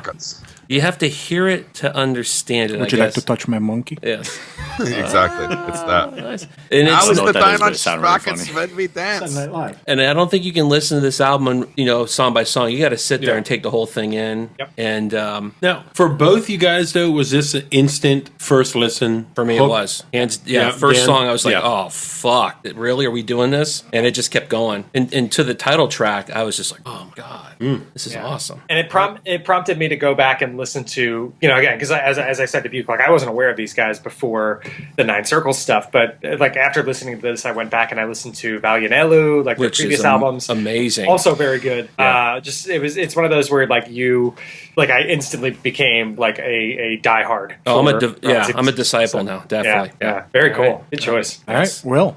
Before I get to my number one, I want to explain what we're drinking. I was going to suggest that. Right now, we are drinking Madness by 3 Stars Brewing Company, their old stock ale. And if anyone pays attention to this podcast or reads their website, you will know that I did a review, a Brewheads review of Madness. So Madness is pretty much a heavy metal tribute beer to Iron Maiden. Can I play with madness? Yes. And the tagline is, "Can I brew with madness?" So I want to give a big shout out to the great Dr. Lang. Dr. Lang. Dr. Lang. Dr. Allison Lang, who She didn't smug. She just gave me a bottle. She gave me a couple bottles of it. So I decided to bring it here and enjoy one of the Brewheads column beers that I did for the website. So cheers, gentlemen. Cheers, gentlemen.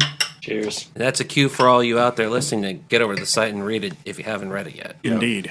And if you're in the DC area, go to 3 Stars. They're up in they're at the top of the Upside Down Cross in the Northeast brewing community, Northeast Washington D.C. brewing community. Sorry, if you take a map, if you look on Google Maps and you plot out every brewery in Northeast Washington D.C. between 3 Stars Brewing Company, Hellbender, Right Proper, Atlas, where I work, Bardo, DC Brow, and the other Right Proper brew pub, it literally makes almost a perfect upside down cross on the map of Northeast Washington D.C. You guys are probably metal. And you guys are probably in the best neighborhood, don't you think? Ivy City, baby. If you like transvestite, prostitutes, thieves, drug addicts, crime. Where's this at? IVC, that's a good neighborhood, right, Bu? Ivy City, man. It's a wonderful city. Yes.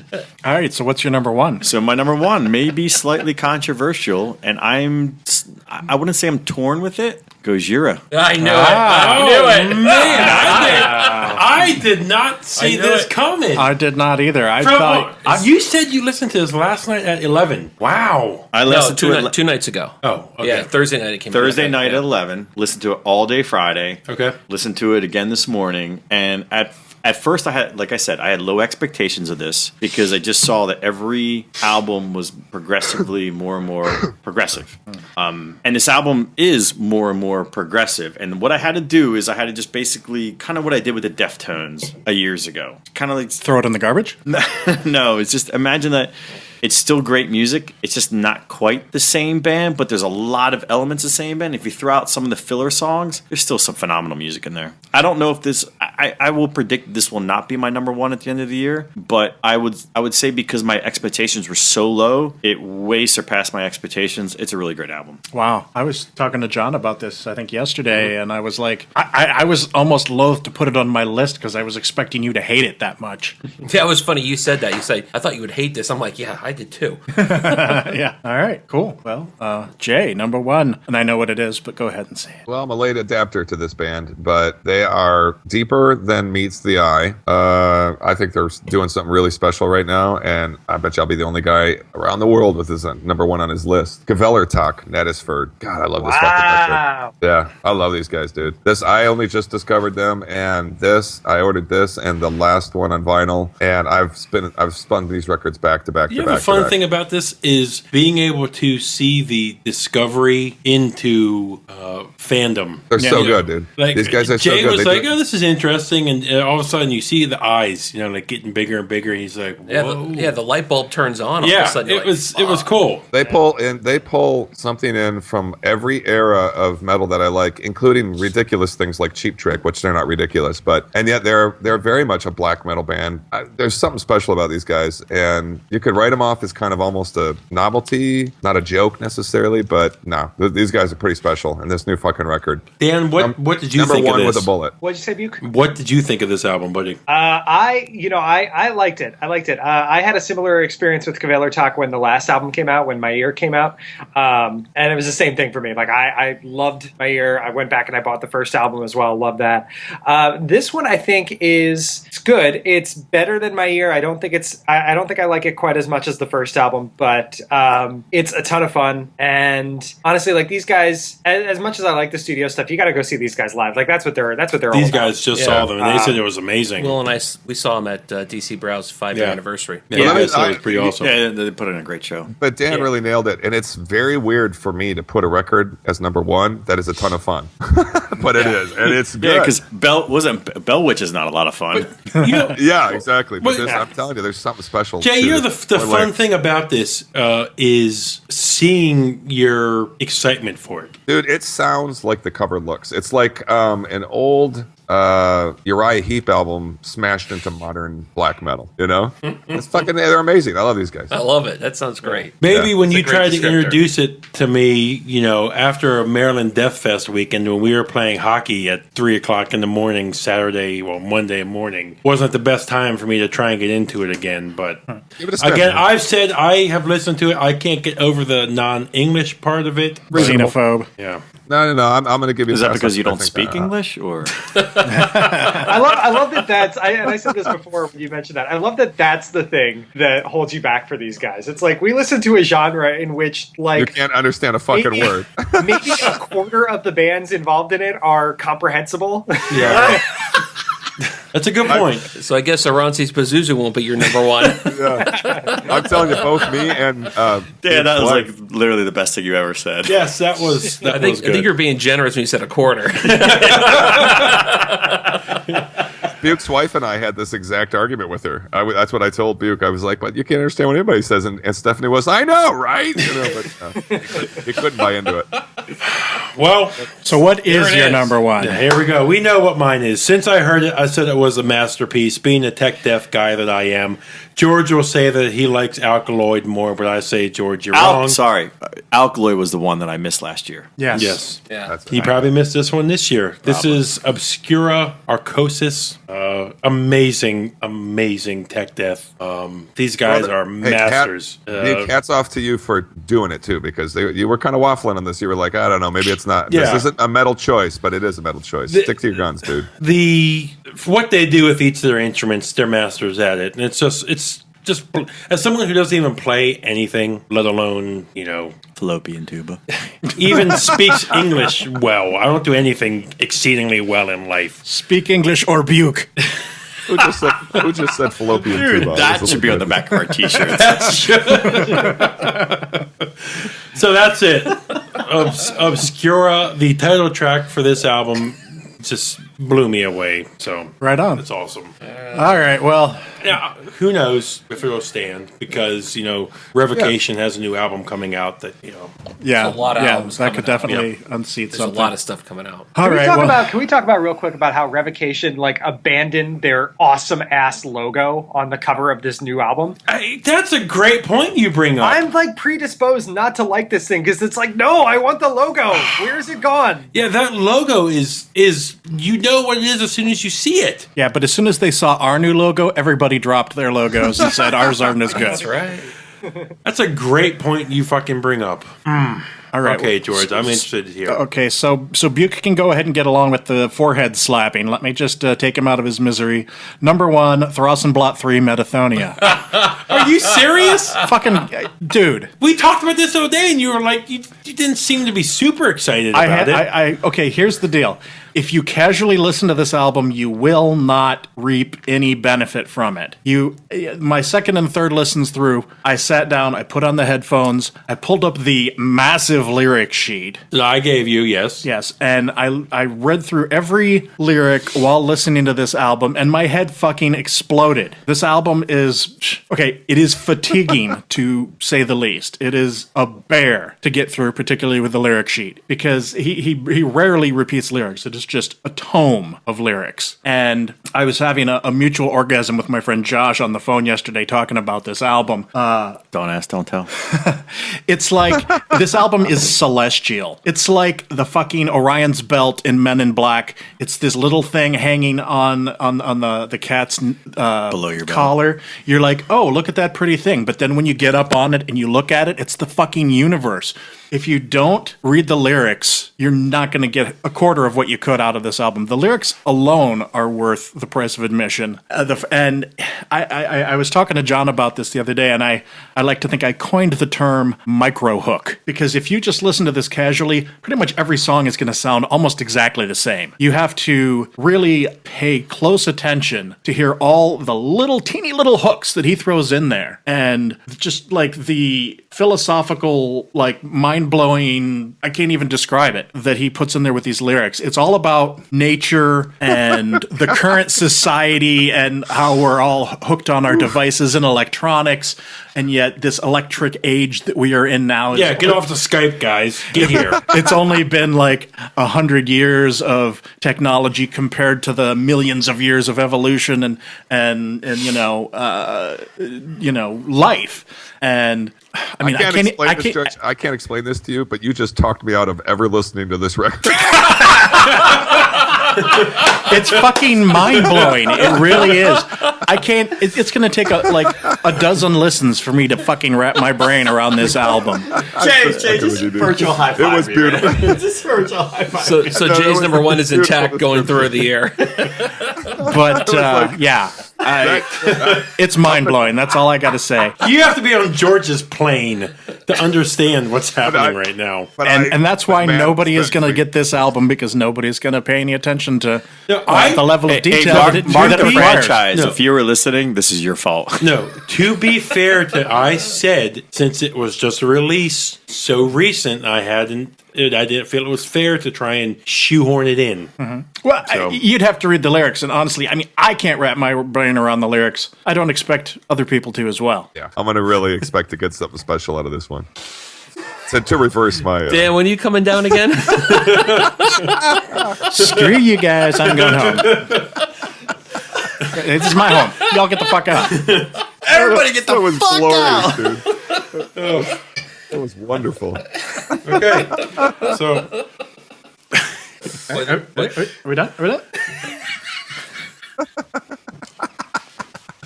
So we wanted to do honorable mentions, but we wanted to save them until the end so that we weren't giving away anything on our list. So, Dan, did you have some honorable mentions you wanted to throw out? Yeah, it's funny. I had some prepared, and then as y'all went through your lists, there were a couple others that I realized I had forgotten, so I added to them. I'll run through them real quick. I won't say anything. Destroyer 666 Wildfire, obviously fantastic. Gojira Magma. Might this be on my end of year list? Yes, it absolutely might be, but I didn't want to, as Buke said, I didn't want to shoehorn it in. It only just dropped yesterday. Goreguts, Pleiades Dust. I know it's just it's just an EP. It's only a single 33-minute song, but that's great. Tombs, another EP. I thought their EP was great. All Empires Fall. Beyond that, Cathelist, Lycus, Wormed, Nucleus, and Astronoid, actually. It just came out a couple weeks ago. Shout out to those guys for that. That was a great listen. did Neutrino not have Wormed on his list? He did not. It could have been his 11. Yeah, Wormed is a ton of fun. It's ridiculous, and you just get so hyped listening to it. It is pretty brutal. Yeah. John. All right, mine. Oh, Dan, do we need to let you go now? Yeah, probably. Yeah, What should time's we it? probably- 30? Yeah, I What do you should think, probably hop Yeah, off. let's just say goodbyes to him before we move guys, on. Thank you, for- sir. It was a pleasure George, to you see want you to do again. a quick goodbye? So, before we get on with the rest of our honorable mentions, unfortunately, Dan has to hit the road now. Dan, you want to give a quick plug for all your stuff? Yeah, absolutely. I as has been mentioned before, I do the Nine Circles podcast every week. Drops on Mondays. Our blog is ninecircles.co. It's my co-host Corey and I, and a whole bunch of other just super talented, enthusiastic folks. So check that out. www.ninecircles.co. It's been an absolute pleasure joining you guys, and thank you again for having me, and enjoy the rest of the episode, folks. You're a good man, Dan. Thanks Yep. for coming on. All right, Dan. Thanks for Thank you, coming on, guys. Dan. Thanks for spending your day with us. I know you got a bunch of stuff to do. Yeah, seriously, great to see you again, dude. Absolutely, it was a blast. Thank you guys for having me. Dan, thanks for saving our podcast too. Yeah. Our viewership is going to go up wildly this week. But yeah, it was great. It was great. I really appreciate you having me on, and hopefully we'll do this again soon. We will, buddy. Cool. Thanks, man. Alrighty. See you, man. buddy. See ya. Later, dudes. So now we move on to John's honorable mention. All right, mine's a combination of exhaustive listens. A lot of these have already been mentioned. So I'll just go through real quick. The Cobalt, Slow Forever, Graves at Sea, The Curse That Is, Bork Nagar, Winter Thrice, The Allfather, Bless the Earth with Fire, the Throssenblot, the Gojira. I didn't want to put those two on just because they came out. I want to give them more listens. So Same with me. Yep. But I can rest assured they'll probably be in the top 25. So a couple bands nobody's probably either listened to or knows. Maybe George knows one of them. I don't know. Oceans of Slumber, Winter. Yep. Obsidian Kingdom, The Year with No Summer. Yep. And then I have two more on my list that What was that last one? Obsidian Kingdom, Year with No Summer. What is that like? They're kind of a prog metal, atmospheric sludge metal kind of thing. And then two I can't mention because they have not officially dropped yet, but I can guarantee they'll be on my top 25. All right. Guarantee that. Fates warning. Forgive me for going back. Did Oak Pantheon make your list? Number 2. Yep. Will. My honorable mentions, in no particular order, Wofat, Midnight Cometh, which Dan mentioned, and this was actually on my list, and then just sort of somehow got bumped off. I love it. Graves at Sea, The Curse That Is. I love the music. The vocals are a little harsh for that's my me, problem. and it's one of those things that I may be able to get past the vocals if I listen to it more. Ripper, Experiment of Existence. These guys are phenomenal thrash that remind me of old school Creator. I mean, they literally sounds like Creator Pleasure of the Flesh. It's I expected that to be on your list. yeah. Yes, so did I. And if I gave it more listens, it will probably make my year-end list. Lycus Chasms, digging that a lot. I listened to that originally was on my That's a list. great album. Yeah, I and like that. it kind of got pushed off just because I didn't have a chance to really absorb it enough. Same with me. Entombed AD, Dead Dawn. Love it. It sounds like old school Entombed back to Clandestine, but the more I listen to it, I was like, it's not that complex. I kind of like it that's not complex, but I was kind of expecting a little bit more out of it, but still love it. Slaves BC, All Is Doth and I Am Nothing. Love these guys. Just didn't quite make the top 10, but it's phenomenal. Denouncement Pyre, Black It's a Sun, good album. Unbound. It's not out yet. I know. Not that matters. No. You can put it on there. I was going to put stuff on there. Too. No, I know it's not out yet. That's why it's on the honorable mentions. That's why I That may chose make not it to later. do some. Yeah. Order of Israfel, Red Robes, great band. I like the first album better, so I have to say it's still great. I'm just a little bit disappointed with this one compared to the last one. And last but not least, Prong, No Absolutes. If you listen to the first core of the album, if they release as an EP, be the best EP of all time. The first 4 or 5 songs is just classic Prong, ripping to shreds, old school thrash. They go through a period in the middle of the album where it sort of slows down a lot. I'm like, this could easily be, Chevelle playing some of these songs. What? Yeah, I know. I can't believe I'm even saying these words. And then kind of picks up at the end a little bit and then kind of drops off again. So if they just released a few of those songs, it would have been a phenomenal album. But there's some strange, slow filler in there. All right, Jay. I got a pretty short list. Bork Nagar, which actually probably would probably be on my list instead of Vector if this was the year-end list. So that was probably the first one that would have been on the list without making it. I agree with Will, The Gruesome. It's an EP, which is why it didn't make my list, but I really like this one. I like the last one too. I thought the production was better on the first record, by the way. But I'd agree. But it's still good. But I will say, I think one of the reasons why it may have been on purpose because this album is supposed to be more like Scream Bloody Gore than Leprosy. Yeah, so which there you the go. Production was not as great. But I'm going to get to that. Okay. And the Gorguts record, I agreed with Dan that deserves some attention this year. It's one song, 30 minutes, but it's really good. Now, I get into 3 records that have all been released in the past, but came out in nice reissues this year. One is the remaster of Scream Bloody Gore is fucking wicked, dude. It fixes all the problems of that record. It's so good. It's so good. And I've probably spun that 5 times in the last 3 days. And then likewise, you might find the remasters somewhat questionable on these 2 albums, but the deluxe packaging commemorative bullshit box set of Kill 'Em All and Ride the Lightning are amazing. They came with the coolest shit in them. They have these live shows in them that are fucking killer. Namely, there's this one at the Kabuki Theater from the Ride the Lightning tour. Bukaki Theater. The Bukaki Theater. And they were expensive and they were worth every fucking penny. That's my whole load. And that brings us to Beaks.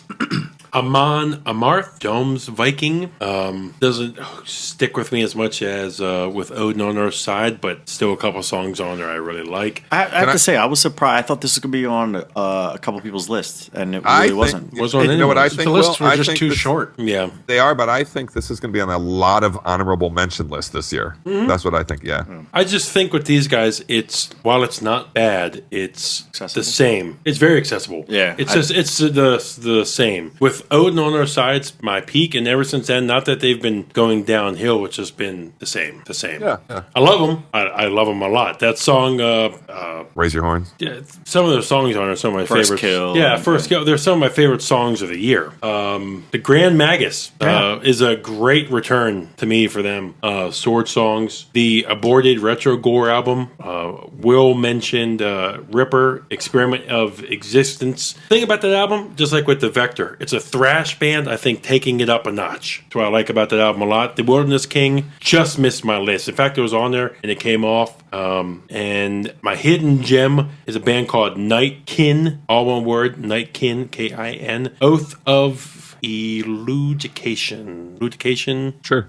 That sounds right. It's a Black and Death band, though. Awesome. I've got a bunch of them. I didn't write down any album titles, which is probably good because there's a bunch of them. Most of them have been mentioned in some form or other, so you can figure it out. The Caveller Talk, The Yeah, Dark George. Funeral, Palace of Worms. I know their album's called The Ladder. That one hasn't been mentioned yet. Fucking great album, black metal. If you like Migwa and stuff like that, check out Palace That's of in Worms. the box, right? I believe it is. If it's not, let me know. Pile of Priests, of course. Wait, that came out last year, though. I thought so too, George. Oh, did it? Yep. Yeah, Because Power that would have Priest was last been year. way on my list. Yeah. came Oh, out. it would've was been on your my list. list. Okay, yep, sorry. It would have been on my list. Yes. Ah, fuck Power me! Priest. Oh, just- wait. Oh, man, you just pulled a Galen and a Trino. I neutrinoed myself. Oh, all right. Well, anyway, listen to it anyway. No, it's a phenomenal album, and it absolutely would have been on my top 10 had it come out this year. Yeah, all right. I guess we talked to them this year, but Yeah. anyway. Also, the Abath album, the new Sour Vein album, which Aquatic something or other, I forget what it's called.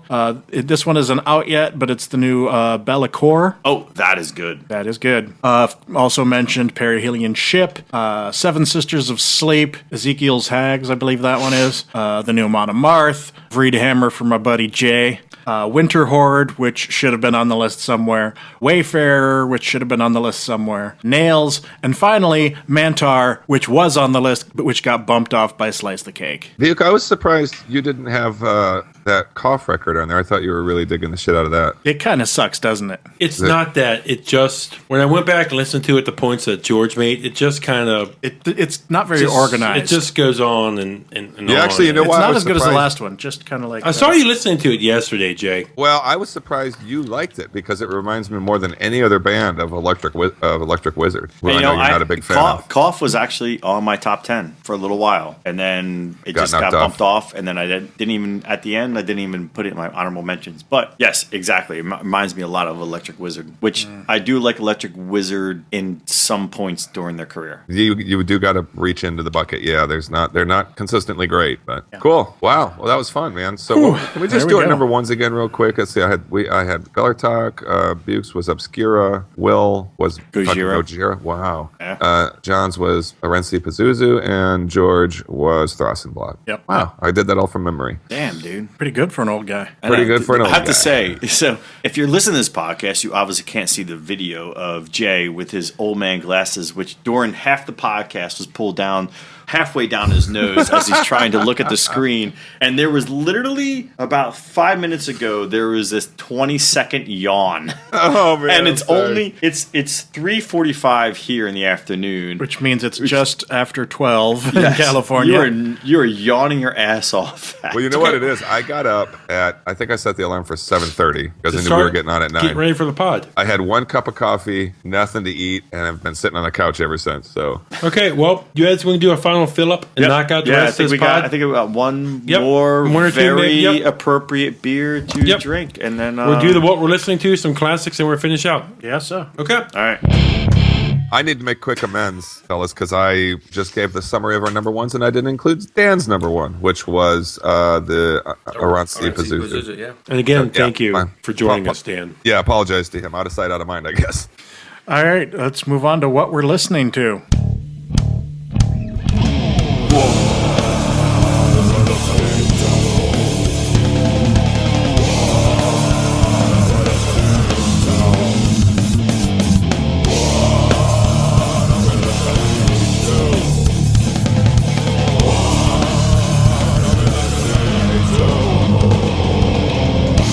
Start with John. I'll keep it real simple. Everything you heard me mention in the top 10 and the honorable mentions, I've been listening to all week. So we'll leave it at that. Okay. Yeah, I think a lot of us have. Well, all right, Will.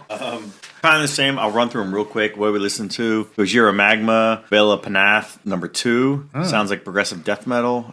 DRI put out a little EP, but wait, there's more. Sounds like DRI. It's awesome. Phobocosm, Bringer of Drought. Bellacore, Vessels, which if I had more time on that, it could have made my list. Another one I bought, and this is a Bukkake. I'm going to Bukkake this one. It's Zirakili.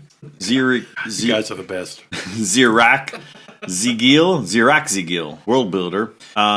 The Hollow Catharsis, which is a band up in Vancouver, British Columbia, and the drummer in the band is Kevin Ems, who is a brewer up in the area. Metal brewer like myself. Graves at Sea, which almost made my list, but the vocals.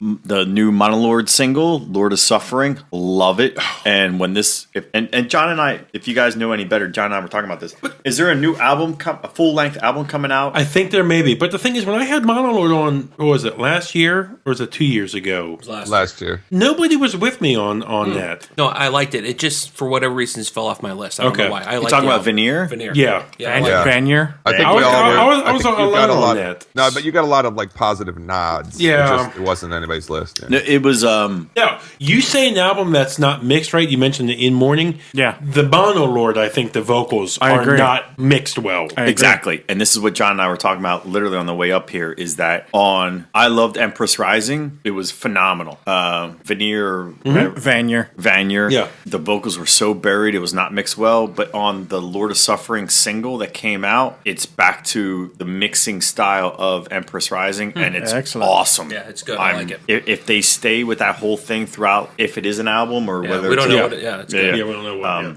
In Mourning, Afterglow, Wokon, Souls of Decay, which came out a couple years ago, but Suicide, which I think Rick, one of the listeners, Twitter guys, told me about. Yep. Severing the Mortal Core, the guys from Australia. Denouncement Pyre, Black Sun Unbound, Cough, Still They Pray, and that's it. Jay. And by the way, they will all be my purchases or what I'm listening to, so I'll skip that whole segment. All right.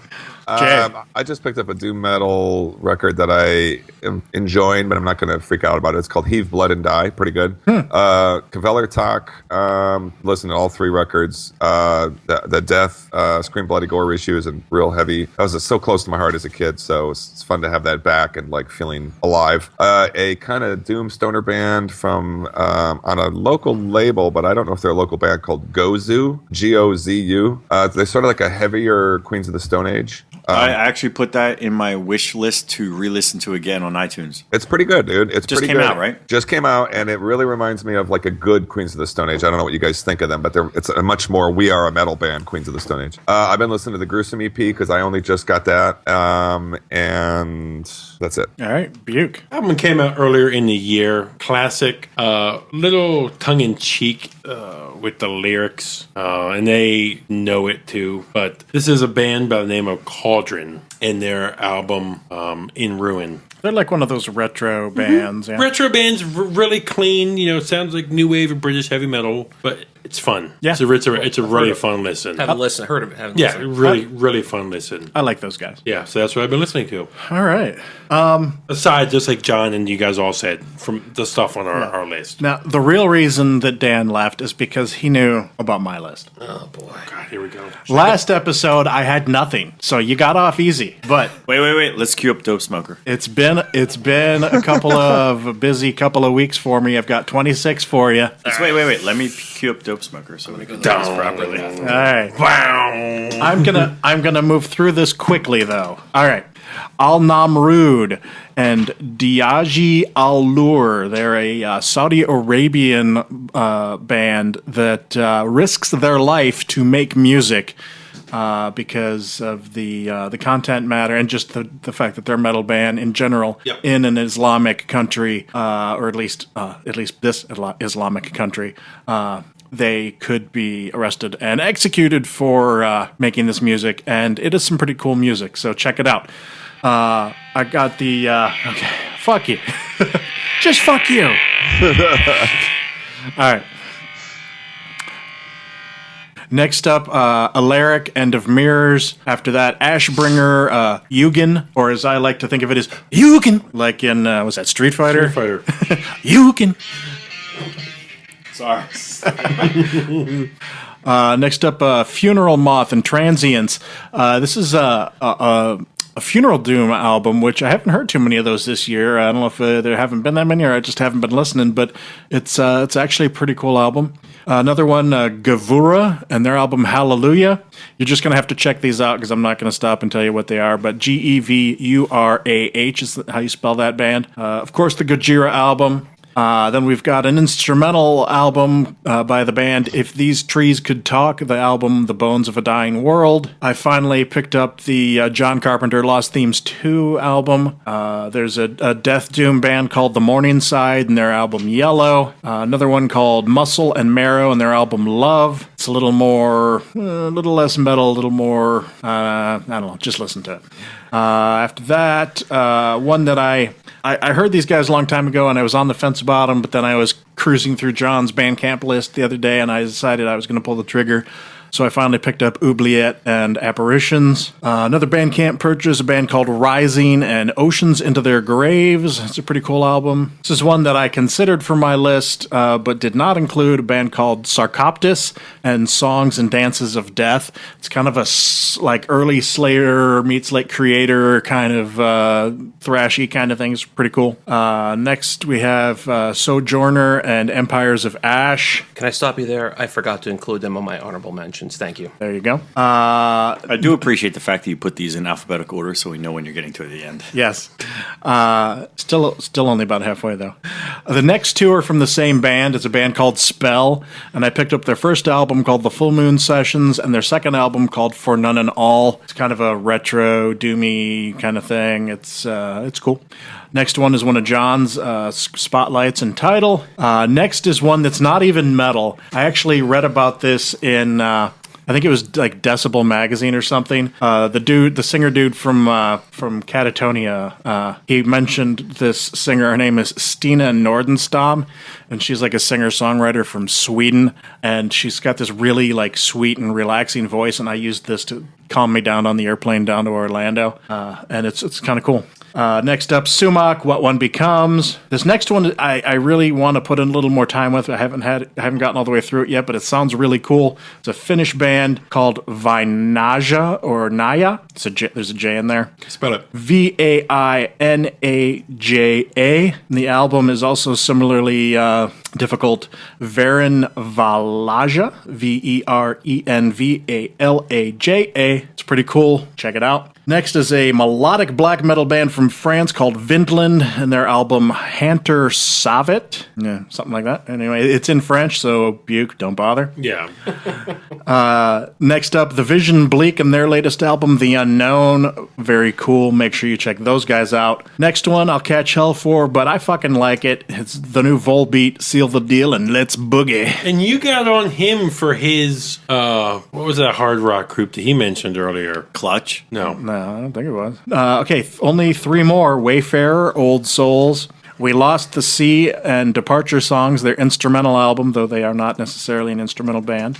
That's only because the guy died, right? I wasn't aware of the reason. I think so, yeah. Okay. And then finally, Wilderness King, Mystical Future. Let's move on to our classic album. Before we move on to Let's that, not move on to our classic album. our last drink of the night. Our last one. Yep. What are we drinking before we move on to? We are drinking Danish Metal Imperial Stout. So this is a collaboration between Amager and Lars Ulrich's Ars. Which is in Denmark, and it's a collaboration beer with Jester King, I believe, which is down in Austin, Texas. Jester King put out a series of beers. One was called Thrash Metal. One was called Viking Metal. Some of these are in the book, in the Bible. Sorry, and Thrash Metal is one that John and I did not have, but we had Viking Metal. They have black metal. They have Gotlandstricke, which is sort of like, well, it's in the book, but I don't know if it's a really metal beer. It's old school Icelandic or Greenland. It's in the book. It's a metal beer. Yeah.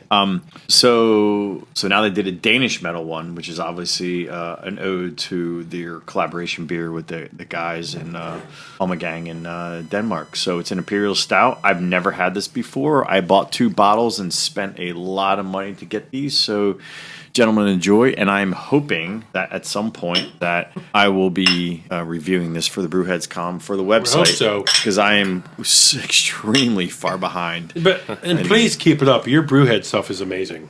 Thank you. All right, now let's move on to our classic. Yep. album. Now let's move on to our classic.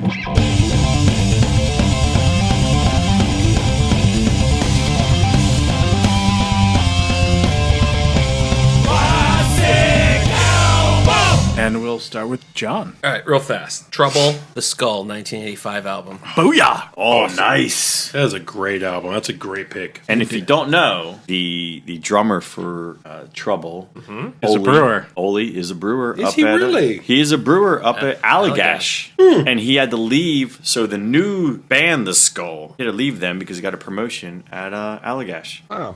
Damn beer. It's high baseball, man. All right, Will. Classic. My classic album, this is going to be so obscure. It's going to be obscura. Dominance. Say what? Exactly. I gotta find it on my page here, but anyway, the Dominance is a band. It's a thrash metal band, way back in the way back machine. From Philadelphia, and then name of the album is Resurrected. These guys, I swear to God, every time I saw a show at the Trocadero, Philadelphia, they were the opening band, and they were phenomenal. And you could actually find them on iTunes. I don't know about Bandcamp. You can find them on iTunes. And these guys were one of the first bands that I remember that were actually using sample drops in the actual music. It is phenomenal, great old school thrash. Dominance, Resurrected, and they had a great. Probably their best song was it was about Gary Heidnik. Remember Gary Heidnik? It was a serial killer, crazy motherfucker up in Philadelphia who used to kidnap and torture and rape and sexually abuse women and kept them in his basement in Philadelphia. And it was called The House of Horrors. And they wrote a song about it, which is one of their most famous songs about the horrific things that this guy did. I mean, this guy was nuts. And it was one of those things that if you read back in the history of Gary Heidnik, he should have been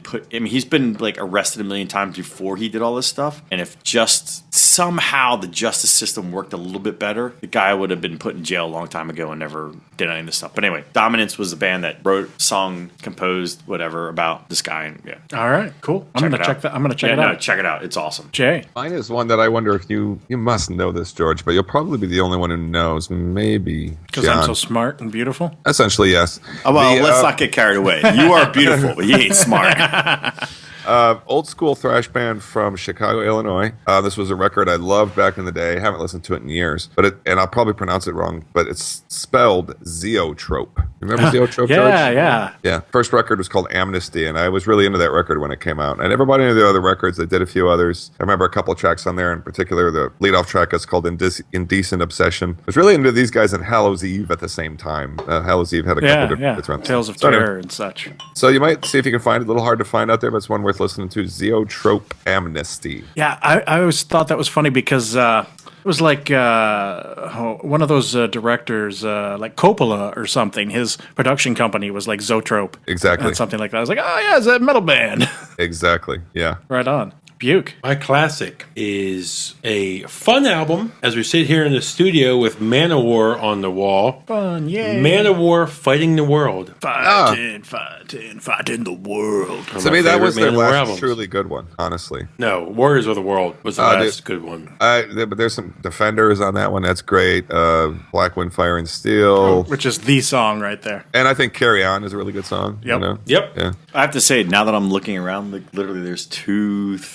three giant things of Manowar in this room. Yeah. You would think they were George's favorite band by being in that room. You would think. Yeah. Not anymore. Not lately. Rosenblatt. Yeah. Got a classic I've got Forest a Church? Woods of Ypres. I've got a Woods of Ypres shrine though. Bunch of autographed stuff. I have David Gold's home address. Oh, his, Not that he has a home anymore. his home address is 6 feet underground now. Yeah. No, it's scattered in the A forest lawn. tree. And, yeah. Anyway, my classic. classic album from 1995, Nightingale, The Breathing Shadow. All right. Some Svanu there. The very first instance of Nightfall Overture for the album of the Yep. same name. Okay, deep tracks. Nope, vinyl. Oh, vinyl. Sorry. Vinyl purchases.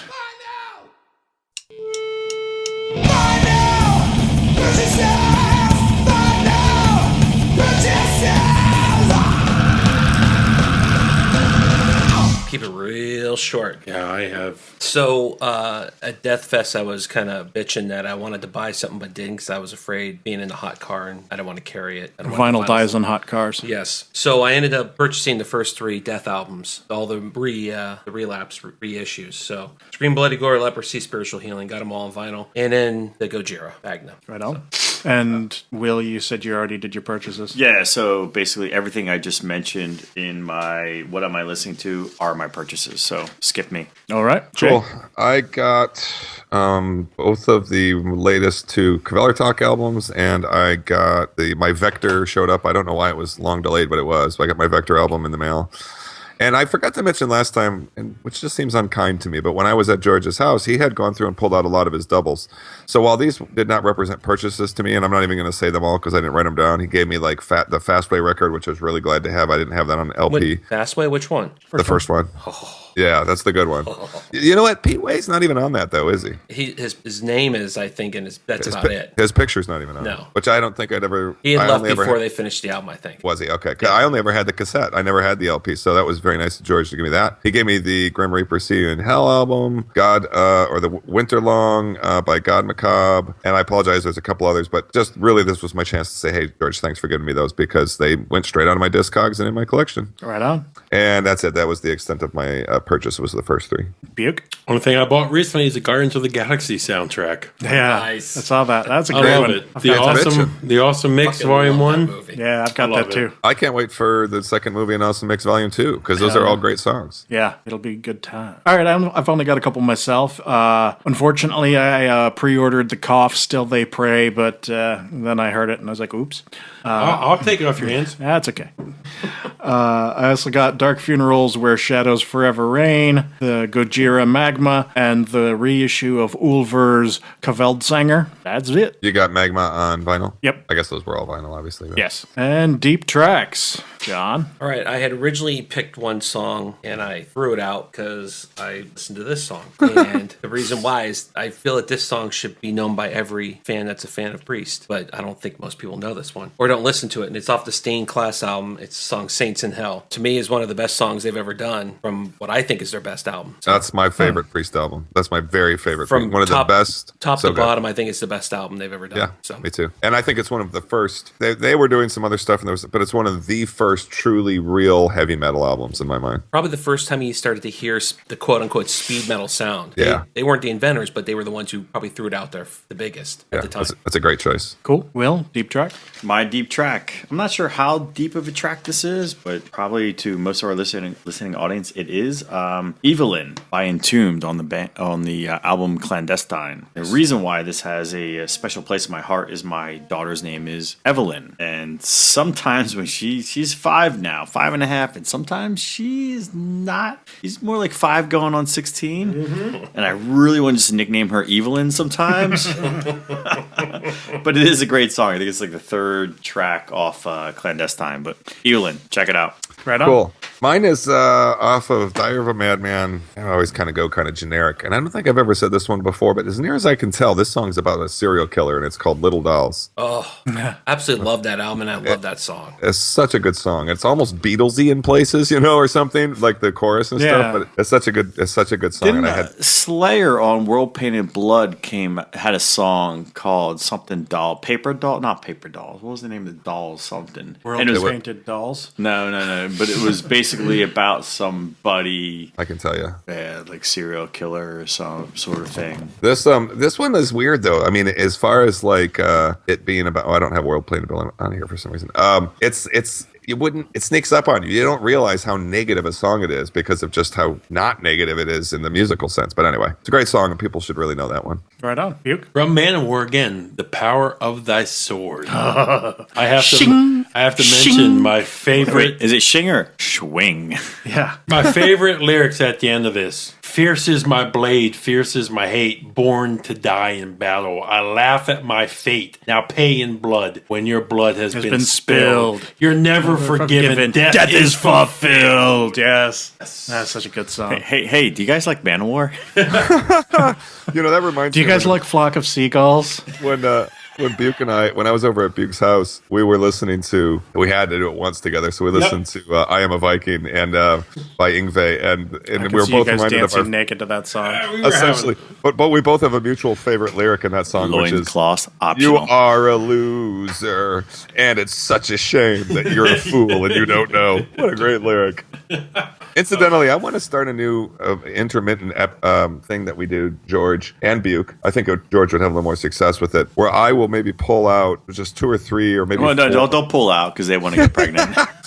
per episode, just real succinct little phrases from lyrics and knowable songs, and see if you can get them. That sounds fun. John had some ideas too, and I've been meaning to bring it up to the group. One of them was Desert Island albums or songs. Yeah, or... like Jay, do you remember the Tower Records magazine? Yeah, definitely. Remember they used to do the Desert Island discs in the back? Yeah. And I give a shit what was in the rest of it. I just wanted to read what people had. So like your own personal Hall of Fame, and we all can come up with a Hall of Fame of albums. I think on the drive up, George and I came up with 5 or 6 that we all agreed on. So these would be our own personal Hall of Fames. Yeah, I used to have a Hall of Fame on the website where it was my way of differentiating new reviews from reviews that I wanted to write about older albums. But ultimately, I didn't write enough of them, and so I just sort of merged them into the regular reviews and got rid of it. But I think it's a good idea. And we could do one of our own or whoever's on that day, and then a group one where everyone agrees. I would love to do that because classic album is fun to do, but I always feel little limited by that time stretch. And there are records by bands I've never mentioned on here that I would love to quote unquote recommend to people. And that's exactly the point. The point would be that it doesn't have to have a time frame. It could be something that was released last week. Maybe we all we- agree that this is an album that's phenomenal and it will stand the test of time. There you go. It's in the Hall of Fame. Maybe we should change classic album to personal recommendations. Yeah. Because we're kind of scraping the Yeah, bottom we're of the barrel scraping for the classic bottom. albums at Just this to point. match some year thing. Yeah. Yeah, maybe we could just be always- like, my personal recommendation for this week is blah. Yeah, That's like really good. if you don't own Live Evil, you really fucking should, kind of thing. Yeah. Yeah, I would love to do that. Well, I let's think do that sounds that great. moving forward, and these other ideas as well. I think we just remind me because I've got so I much will. going on. I'll forget by next episode. Yeah, My brain's I'll remind you. straight And I up. think what we should do is on the Hall of Fame. This is just a suggestion, John. Is when somebody has one that they want to suggest gets put in the quote unquote Hall of Fame, we could discuss it, and then we could do it that episode, and we could all bring in one that we want to put in. And then maybe we could have- Agreed. Yeah. But we How maybe about- do it every so often. How So about debate it on the air. how about we each bring one in and then we vote to see which one goes in. I like that. Could do that too. Yeah, And so I could be only down one with that. goes in. even- 5 enter. 5 enter, one leaves. Because everyone knows that if we had to pick a group real quick, like the First Sabbath, Master of Puppets, Rain and Blood, Number of Beasts, they're automatics. They're going to go in no matter what. Yeah. You know, but then do we have a rule of it's been nominated once, it has to wait X number of episodes before it can No. be nominated again? No. Because I think it would be funny for one of us to just be fucking dogged about bringing one back a million Every times to week get it's it in, yeah. fucking God damn it, Blackwater Park is going in whether you like it or not. No, let's do it, dude. I like this one a lot. Okay. I think that'd be All really right. cool. And then we could have that feature on the website too, George. We could compile the Metalheads podcast Hall of Fame. Yeah, cool. Is it my deep track or did you use? Did you remember the Man of War? Yes, Manowar. Okay, thank you. All right, my deep track. I don't even know what frickin' album this is from. I just heard it on the radio yesterday, and I looked it up, and I couldn't find where it was released. So maybe it was a soundtrack or a B-side. I don't know. But this is by Gojira, and It came out around the time of From Mars to Sirius. It is a cover of Metallica's Escape. If anybody knows where the hell that... It's not on any of the albums. It's not- on a it's not on the link or Metallica- anything? It's on a Metallica tribute record. I'm 90% sure. Hold on. Okay. Yeah, I Googled it. I couldn't... I saw mention of it that it came out around the time, around 2006, but I couldn't figure out what it was. But I heard it on the radio when I was in the car yesterday, and I was like, holy shit! It's like, I mean, Metallica's Escape was I think my first deep track. Yeah. Because it's a song I love that never gets enough love because the band hates it. Which song was it though, George? It was Escape. Oh, Wait, was it? is that the From- song from Ride that the they Lightning? refused to play? Yeah, from Ride the Lightning. And it's one of my favorite songs because the lyrics are so like personally empowering. And Gojira just did an amazing version of it. I'm almost positive. But anyway, yeah, cool. I'm very positive I've never heard that. Well, you should, especially since it's from the era of the band that you like. I do like Gojira from Mars to Sirius time frame. Yeah. They're by far their best album. Yep. All right. Well, I think we are getting ready to wrap it up finally. It's been a little over 4 hours on our end. We'll see what it edits down to on your end. Sounds like it's gonna be a lot of editing. Yeah, I'm guessing it's probably going to be about 3.5 hours. But No, we'll probably see. like an hour and a half after you get done editing. Probably. The usable stuff. Yeah. If you just take the laughing out alone. Yeah. But, alrighty, so before we go, make sure to check us out on SoundCloud. We're on Facebook. We're on Twitter. I am Disciple OV Metal. I'm at Opeth Fan. At Catatonic J. At Catatonic J. Sorry, boys. I was waiting for John to go. At Brew Metal Will. At White Cluster 69. 69. We're also on Instagram. We're on YouTube. We're on Stitcher. And you can find us at wearemetalheads.com. Also, make sure and look us up individually on Bandcamp. Are we all this? It's like my Twitter name, Brew Metal Will, is my Bandcamp name. It's like my Spotify name. It's my everything, my email name. So email me, brewmetalwill@gmail.com. Yeah, same for is me. everyone? Yeah, I don't even know. I think I am. Yeah, you may see a John X with mine, but every address has White Cluster 69. Yes. I am. Who knows? I am Metalheads Podcast George. There you go. Yeah. If you look that up, you'll find me. So, all right. That is it for this week. We will talk to you next time. It was a real fun one, gentlemen. Thank you, guys. Yep. Yeah, It's great to be in studio. Yeah, I love this. This is my highlight every year. This and the year end. Yep. My highlight. Start prepping now. Start prepping. Start prepping now. And thanks again, Dan, for coming on. We'll talk to you later. Later.